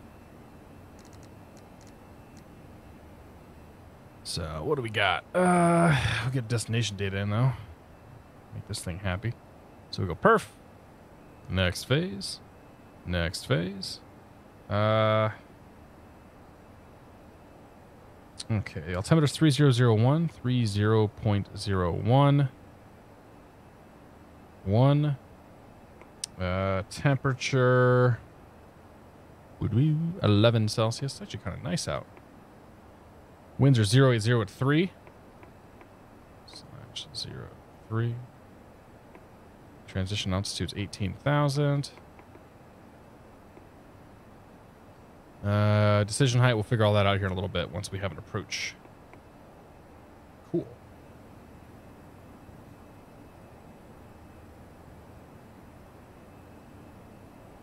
Elon Musk's failures are more interesting than successes because there's more to learn from prevent it from happening again. Yeah, that makes sense. I mean, I could tell that like if you've worked, in your professional life, like I learn more from the times that I screw up, even compared to the times I see other people screw up. Like when you make a mistake, you're like, huh, and you can go back and you can evaluate all the steps that led up to you making that mistake, and you can say, okay, I won't do that again, or I'll recognize that before it happens again. So that totally makes sense. Because it's the same thing that happens in aircraft investigations. Like air crash investigations, they figure out what are the events that led up to this whole thing happening, including like pilot training, like what did they have for breakfast that day, if we can figure that out. And you try to figure out, okay, so where was the weak link in this whole thing? Like you look at like McDonnell Douglas back in like the 70s and 80s. Actually, we talked about how do you learn what all the buttons are, right? If you go fly the MD-80 by rotate, read through the documentation, and read about all the really weird little things that plane that you can and can't do. For example, you cannot have the speed brakes armed prior to putting the gear down with the flaps out, because I guess at some point the knocking of the gear was enough to then activate the speed brakes with the flaps out, causing so much drag that the plane fell out of the sky. Like, you read through all of these little crazy limitations and alerts and whatnot, and you're like, that's all happened because there was an accident at some point that killed that. And I missed a sub. J. Albino, if you're still here, man, I'm so sorry. I missed your sub. Thanks for 2 months, dude. Cheers, buddy. I just noticed that. I feel real bad now. It's a fascinating airframe because like there's all sorts of those little things, and like you don't do this thing, and yeah, it's bad. Brad Margie, how you doing? Toasted Donut, welcome aboard. I'll send J. Albino a message later and thank him. I hate missing subscriptions. I'm doing okay. We're good. We're just chilling tonight. 15 miles top of descent. We'll go and start down. So to start down, we're going to go push. So we're going to give the plane authority over this. So we'll push in for 23,000 feet. That's going to put the plane into descent mode. It opens up a range here for descent. So the plane's going to try to keep itself in this descent path and make its way down.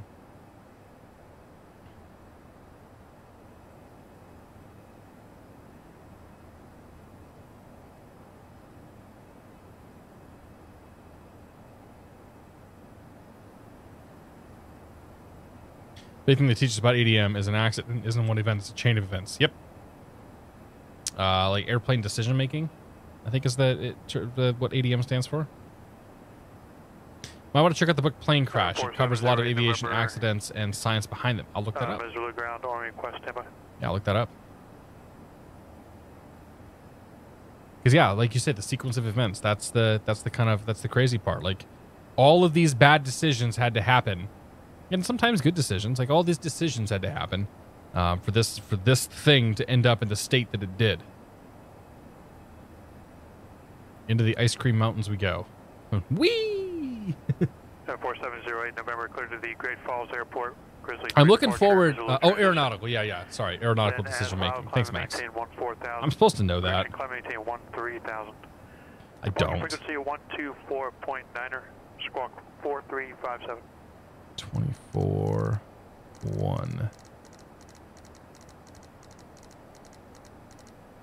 Here we go.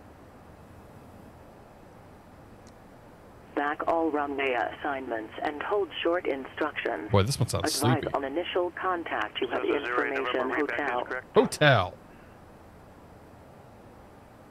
Reading Municipal Airport. 8 is information hotel. 0253 Zulu. Wind 070 at 3. Visibility 10. Ceiling 6,000 broken. 9,500 overcast. Temperature 11. Dew point 5. Altimeter 3001. Arriving and departing runway 16. Visual approaches in use. Read back all runway assignments and hold short instructions. Advise on initial contact of information hotel. Okay. We have hotel. Reading Municipal Airport. 8 is information. Excuse me. All right, so let's see what we have for approach. 16. So we're expecting a visual 16. I have a feeling we're going to get an approach just because we're coming here from the north.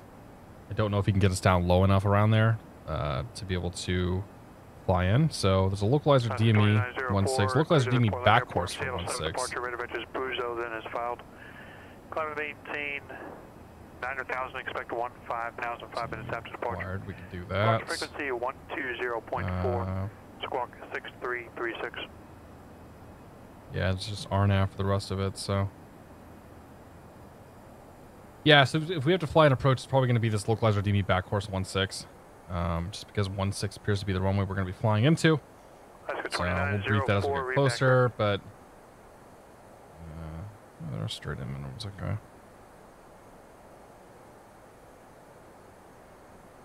Disregard glide slope indications. Spearwing 717, contact Oakland Center 132.2, good night.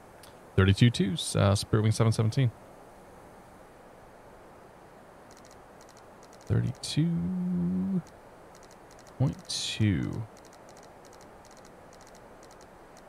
Here we go. Excuse me. Oakland Center, Spearwing 717, flight level 309, descending flight level 230. Spearwing 717, Oakland Center, good evening. The Reading altimeter is, let's see here. Reading altimeter 3001, cross 40, 40 miles north of Reading and maintain 13,000. Okay, 13,040 north of Reading, Spearwing 717. Okay, so let's figure this out. We are currently 108 miles from Reading. We have 60 miles to go. Spearwing 717, let me know when you get the weather. Expect the visual approach 16. Okay, we have hotel, and we'll expect that. Spearwing 717. Okay, so we've got 60 miles to go. We got to get down to 13,000 feet. That's 15,000 down from here. That's going to take us 30 miles. We do not need to be heading down this quickly. So I'm going to rest this rate of descent here. We'll do 1,000 feet per minute. We'll leave everything else the same. 15,000 feet is what we're looking for. Okay, so because we've got now 15,000 feet to go down, that's going to take us 45 miles to get there. And we don't need to be down there for another 60 miles. So we're going to be about 60. We're going to be a little bit ahead of schedule, put it that way. So we can actually do probably, we'll say 1,500 feet per minute should get us close. We'll reassess this here in another 15, 20 miles.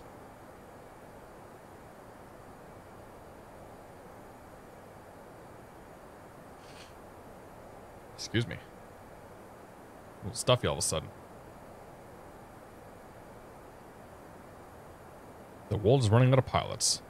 Only we can save them. Lucas MJ, good to see you. Lieutenant Murphy, welcome aboard.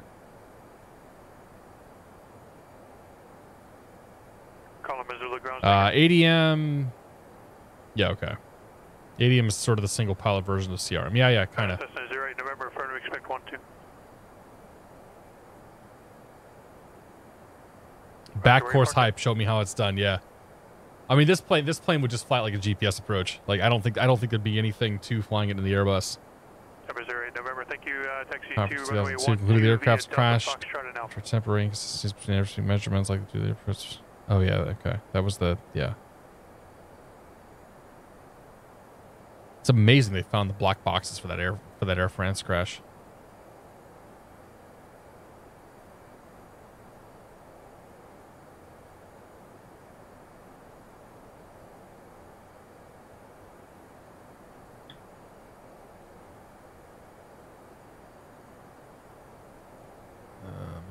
Airports at night, it's a robotic voice. It's tower to control time they'll record it. Yeah, so the way PilotEdge does it, they've got a collection of voices that they're using, that they run the voice stuff through. They try to simulate different voices, and then they have a robotic, like Fred voice that they use for the digilated stuff.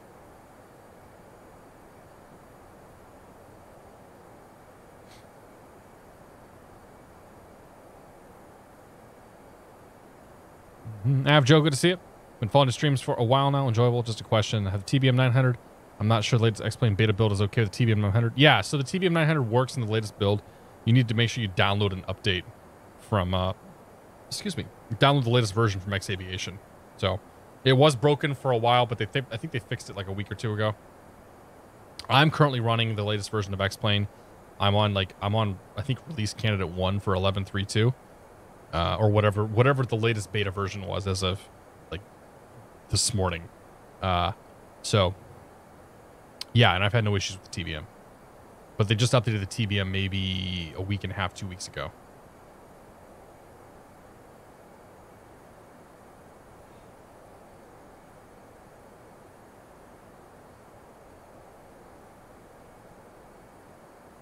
Got quiet all of a sudden.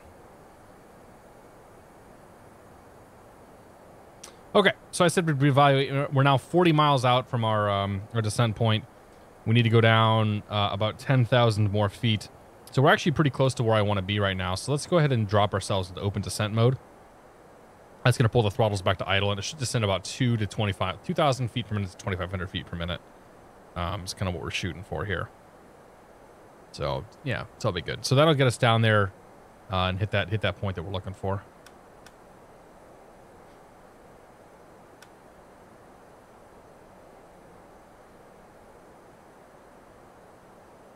Because the instructions were 40 miles west of, or 40 miles from Reading, 13,000 feet.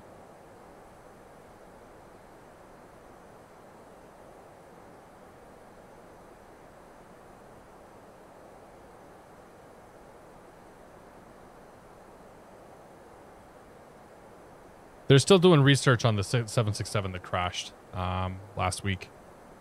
We won't know anything about that for a long time.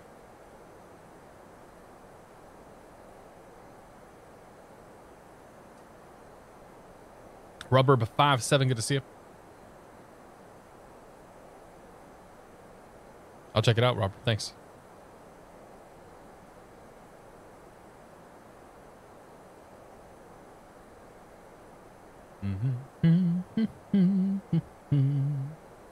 About 15 minutes out.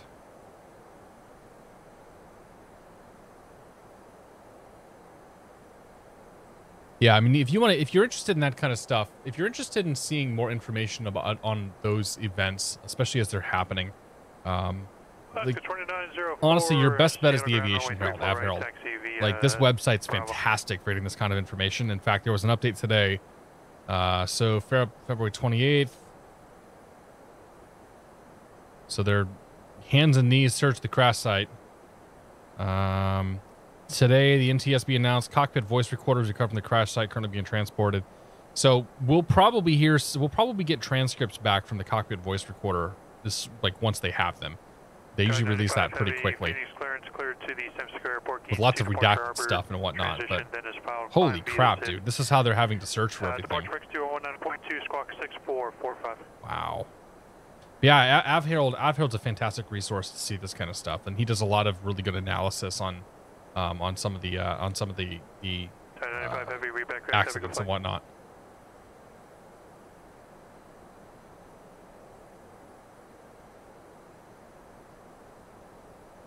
Every pilot's an expert on controls fields when there's no one else in the area. Having trouble making calls and getting good visual by the traffic while staying in the pattern, remember to start descent, etc. Just takes practice, man. Spotting traffic is an art. Spotting airports is an art. I'm not very good at it. If Boondock's in here, he knows. Like, he wouldn't fly with me last week, and it's so difficult to see. It's so difficult to see traffic, in my opinion. Airports can be more difficult too, but you just got practice, man. Like, you have to build the mental image of what's going on in your head, and you have to think in your head, okay, they're making these radio calls. Here's what they're going to do. Here's what they've done, and here's what they're doing right now. And sort of then say, okay, I know I've got 2 guys on the downwind, so if I maybe go out and wait a second before entering the pattern, that might be a better idea. You know, if you have to negotiate with people, say, hey, can you extend your upwind a little bit so I can squeeze in? And yeah, I mean, that's where PilotEdge comes in really well too, because you can jump, like, if you can get a few people to fly with you, you can come out and you can have that opportunity to see some traffic. Seattle Tower, runway 34, right, clear for takeoff. It's hideously boggy and muddy. I kind of got that impression, yeah. Spare wing is 717, and man on to maintain 14,000. 14,000, spare wing 717.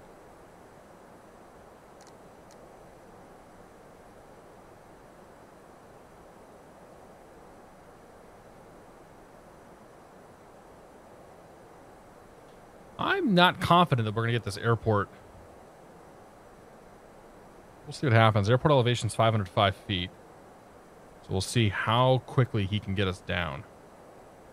Because the ceilings were being reported as 6,000 broken.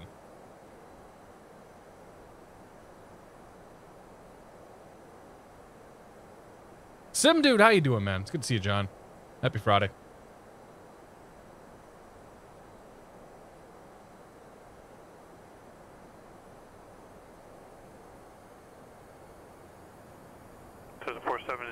Did you ever crash in the sim? You talking to me? Or you talking to somebody else? I'm hanging in there, man. It's been a night. We've had some challenges this evening with various bits of our simming, but things are going pretty well overall. Find the A319 by Toliss and the Spirit Wings livery, home of the Bear Fair. 717 vectors for descent, fly heading 170. Okay, 170 vectors descent, Spirit Wing 717. All right, so pull you out, and then 170. Oh yeah, this is the good stuff right here.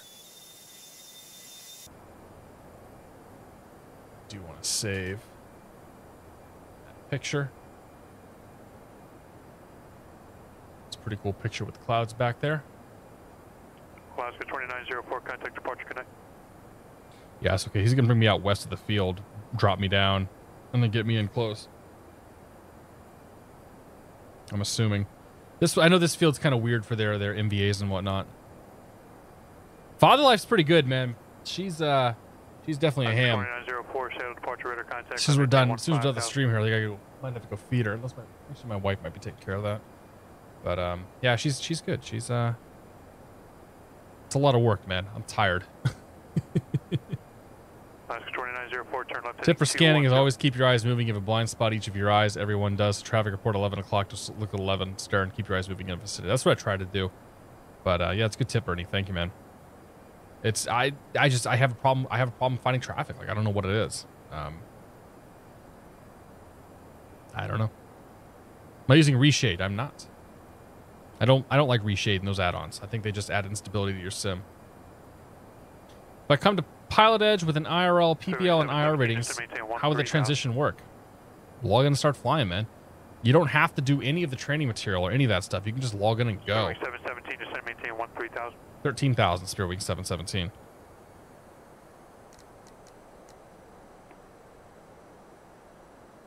Apparently it's decided that we're slowing down now.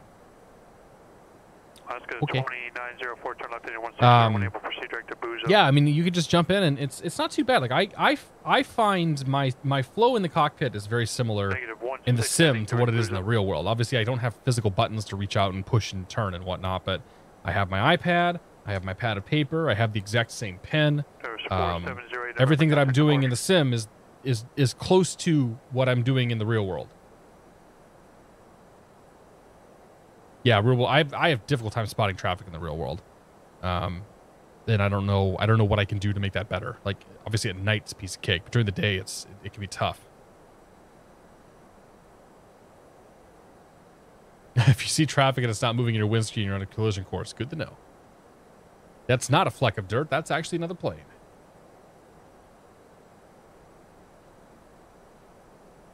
Okay, so he might have us all the way to tower. If he does, tower's 19.8. So we can get that tuned up here. 4708, November, Spokane, departure radar contact. 19.8, there we go. About 40 miles out. Being brought out here to the west of the airport. Spirit Wing 717, vectors for the visual approach flighting 200. 200, Spirit Wing 717. Okay, he's pointing us back towards the airport now. So my hunch is he brought us out here to give us a little bit more room to start descending us in a moment. I suppose we'll see. Unless he's basically, he might be just giving us big giant S-turns in there too, looks like.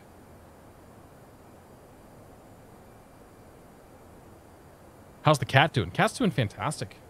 She's getting fat. She's got a bit of a scooting problem, which is causing her to get things a little poopy. But no, she's doing really well. She's super cute. Yeah, traffic on the iPad is a savior, man. I was flying the Warrior the other day. It didn't have ADS-B out, so I didn't have as much reliable traffic. But especially through a high volume corridor like the northern side of Boston, like it's nice to have that. Like, the situational awareness is definitely a huge factor.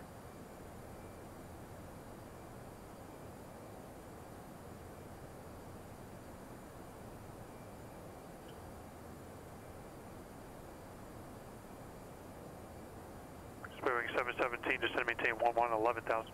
11,000, Spirit Wing 717. 11,000 pull. It's going to idle the engines, bring ourselves down. That's going to probably put us in these clouds. So we'll see if this dips us below the clouds. It's kind of like best case scenarios that this puts us into and like at the bottom of the cloud base so we can start to see what's out there. But again, it's broken 6,000. I don't know if you can get us down to 6,000 for this visual.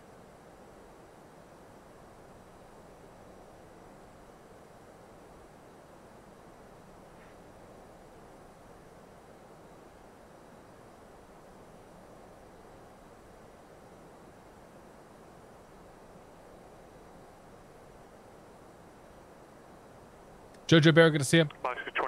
What planes have you been flying recently in real life? So I'm a member of a flying club that has a Piper Warrior, a Cessna 172, and a Cessna 182. And I try to fly them all fairly consistently. So I haven't flown the 182 since, I think around Christmas time. And I haven't flown the 172. Did I fly the 172? I haven't flown the 172 since I think my check ride. Maybe? No, I flew the 172 a couple weeks ago. Sorry. But yeah, I try to fly all 3 airplanes fairly regularly, just to keep some proficiency in them. 11,000 didn't even put us into the clouds. That's potentially a problem.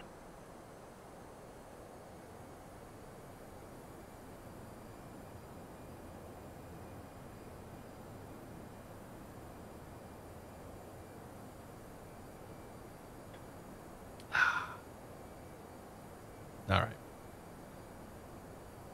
How are we looking? We're 15 miles out, or we're 20 miles out from Reading, and we're still above the clouds here. I can always ask for vectors for the back course or vectors for the ILS circle if I need to. Spirit Wing 717 is to maintain 7,000. 7,000, Spirit Wing 717. Or wait for 7,000 feet, which is going to get us way closer. So we'll see what this does. Flying in Iowa isn't too busy. Have a nice trip for near Chicago and near Kansas City. Yeah, that's good. You're gonna get some traffic around there, man. Yeah, it's crazy. Like, it's crazy. The corridor I tend to fly, the two main corridors I fly around the city of Boston and north of the city of Boston, like between Boston and Portland, they can be super crazy. A lot of flight training happening, and just a lot of traffic in general. Or they can be like nothing. Like I've flown those corridors before, and there's been nobody out. So it can definitely swing both ways. Lieutenant Murphy, happy birthday, man. 36 years young. Well done. Too tired to stick around for the landing. All good, man. Thanks for stopping by, Steichner. Hopefully we didn't scare you too much with our talk of airplane incidents. But we'll see you soon, man.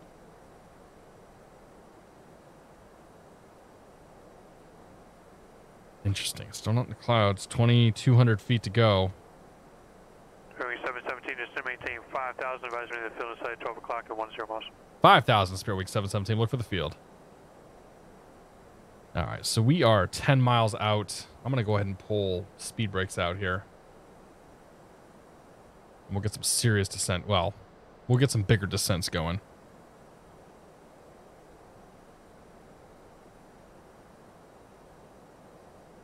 So this is the point where we should be able to get the field soon.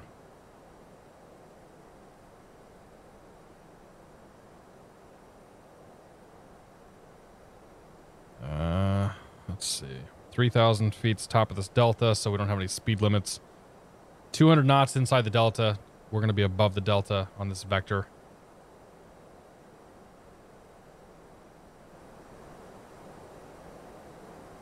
Flown to Oshkosh 3 times, twice VFR, once IFR.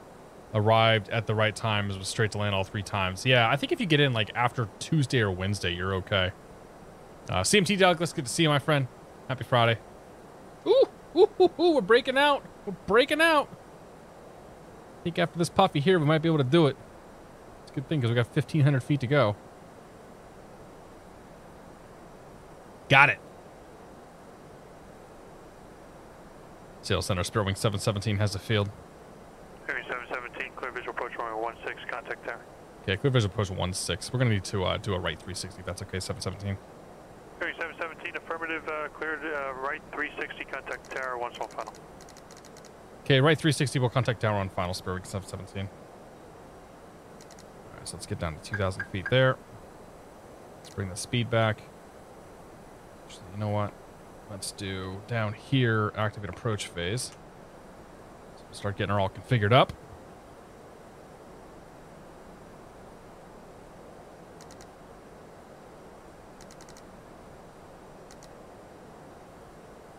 Sure we're not going to hit a mountain or anything out here. I think we're good.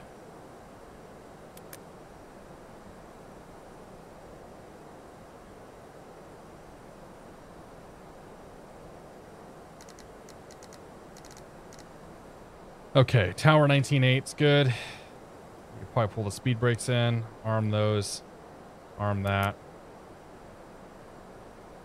Oh, nope, we need to keep the speed brakes out. And then nose up a bit, actually. 2,500. Then bring you in, then bring you up.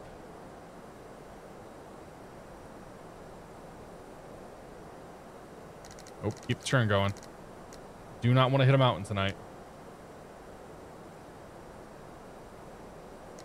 2,000.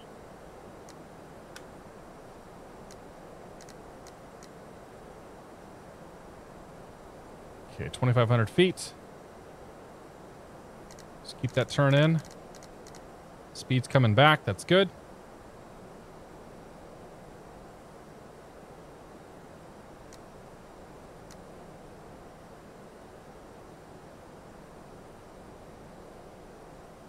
Let's go manage speed mode now. Get the first notch flaps in. Max, thanks for the bits, buddy. We're all counting on you. Thank you, sir.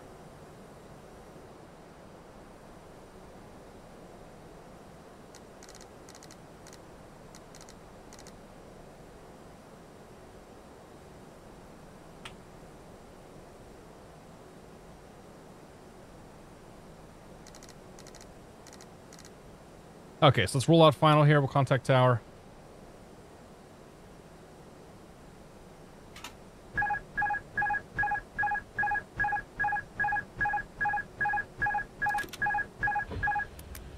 There we go. Running tower, Spearwing 717, visual 16.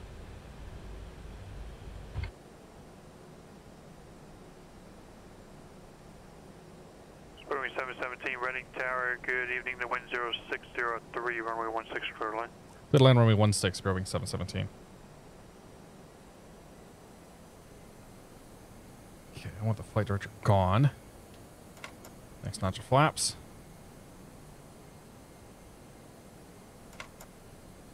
Okay, that's good. That's coming back. Check on the guys in the back. It's good. The flaps are full coming out. Oscar 2904, No green. Gear down 3 green. Flaps down indicated. Cam no green. Speed brakes armed. Auto brakes armed.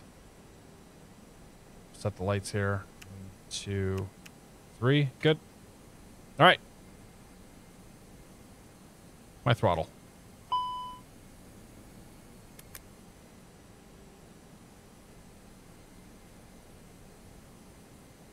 That was pretty okay. I don't think we could have done it without the 360 though. I think we needed that little extra time to get down.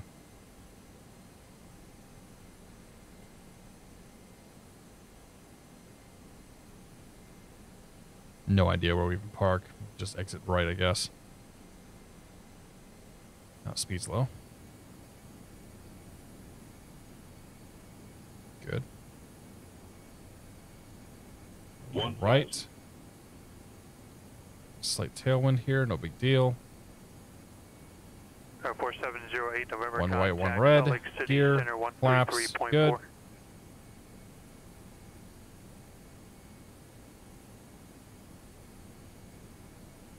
Retard, retard, retard. Vegas Flyer, thanks for 22 months, man. Appreciate it.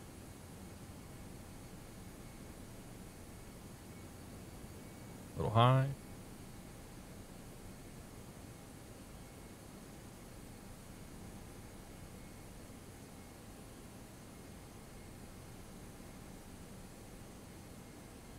$500. I better it's checked. 400.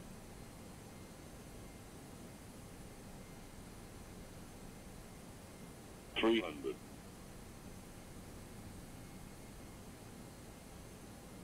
All right. Gear flaps, good. Sky 4708 November, Salt Lake City Center. Good evening to Missoula, altimeter 3007. 50. 40. 30. Retard. 10. 5.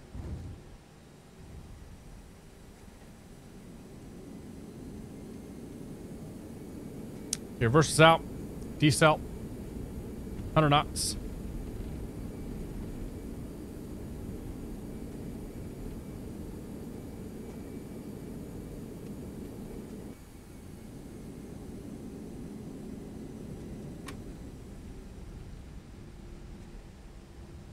All right. I'll take it. That nose did want to come down. It definitely floated it a bit.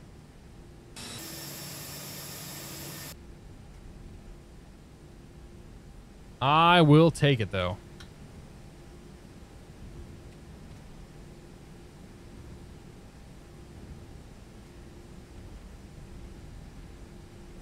All right.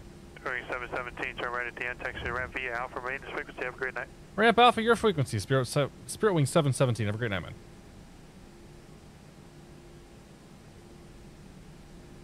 All right, straight ahead for Alpha.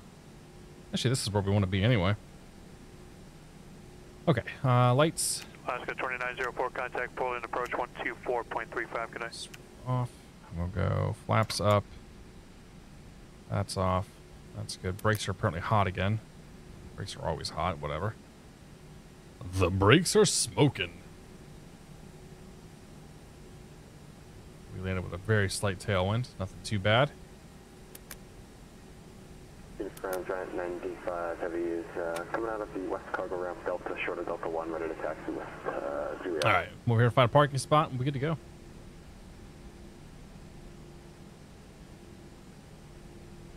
Of course the turn's spot on, man. What do you think I'm an amateur? Heavy, we got this. We got this. Phoenix ground, runway 7 left, taxi. Pull the breadcrumbs, you can see that.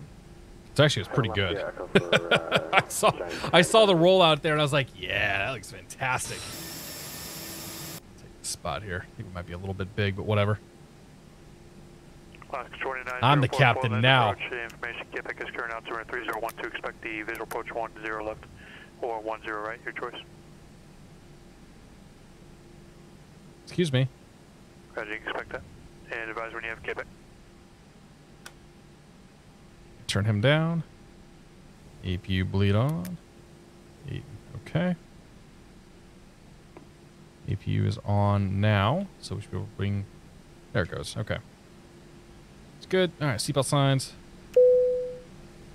And 1, 2. Ladies and gentlemen, welcome to Reading Airport. The local time is 8:23 p.m. I like this plane. Guess we could have pulled forward a little more, couldn't we? It's all right. All right. Let's see what that looked like. Disconnected. Replay mode. There we go.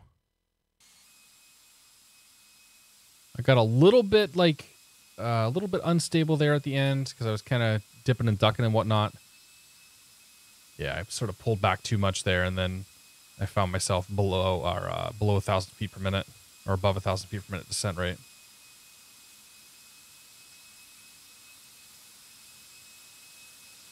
That's okay. Maybe over-flared it a touch. Nope, never mind. We didn't float it at all. We thumped it. Nose did not want to come down, though. I had to force it.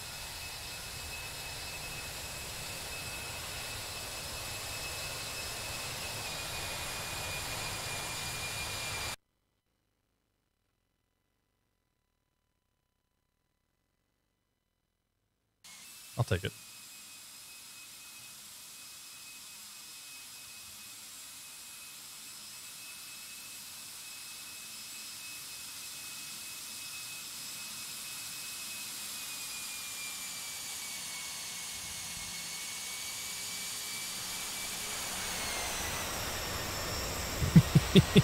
Keep that nose up. Pretend that we're an F-16.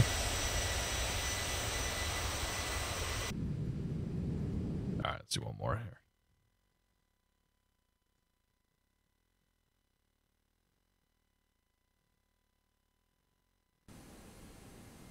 We want this view here. Yeah, that's better. And while we're at it, I think AJ's doing a giveaway tonight, he said. He's doing some Minneapolis Center streaming, so we'll go check out AJ this evening, Ground Point Niner.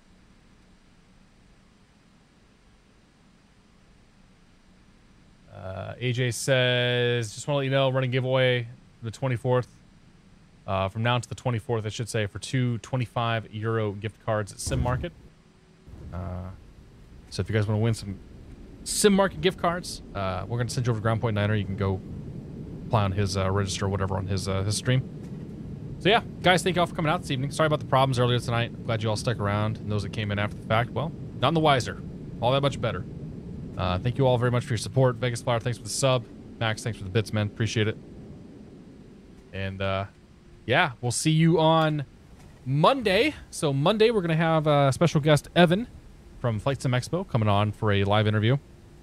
And then next Friday, if everything goes as planned, we might have a special guest, Fly Purdue, come in and teach me how to fly the Airbus. So we'll either be in this thing again or we'll be in the 320 by Flight Factor. So we'll see what happens. But thanks again, guys. Is he giving away the Zevo too? Yeah, absolutely. Absolutely. Thanks again, everybody. Have a great weekend, and we will see you soon. Toodles. Let me kill it over here first. Stop recording.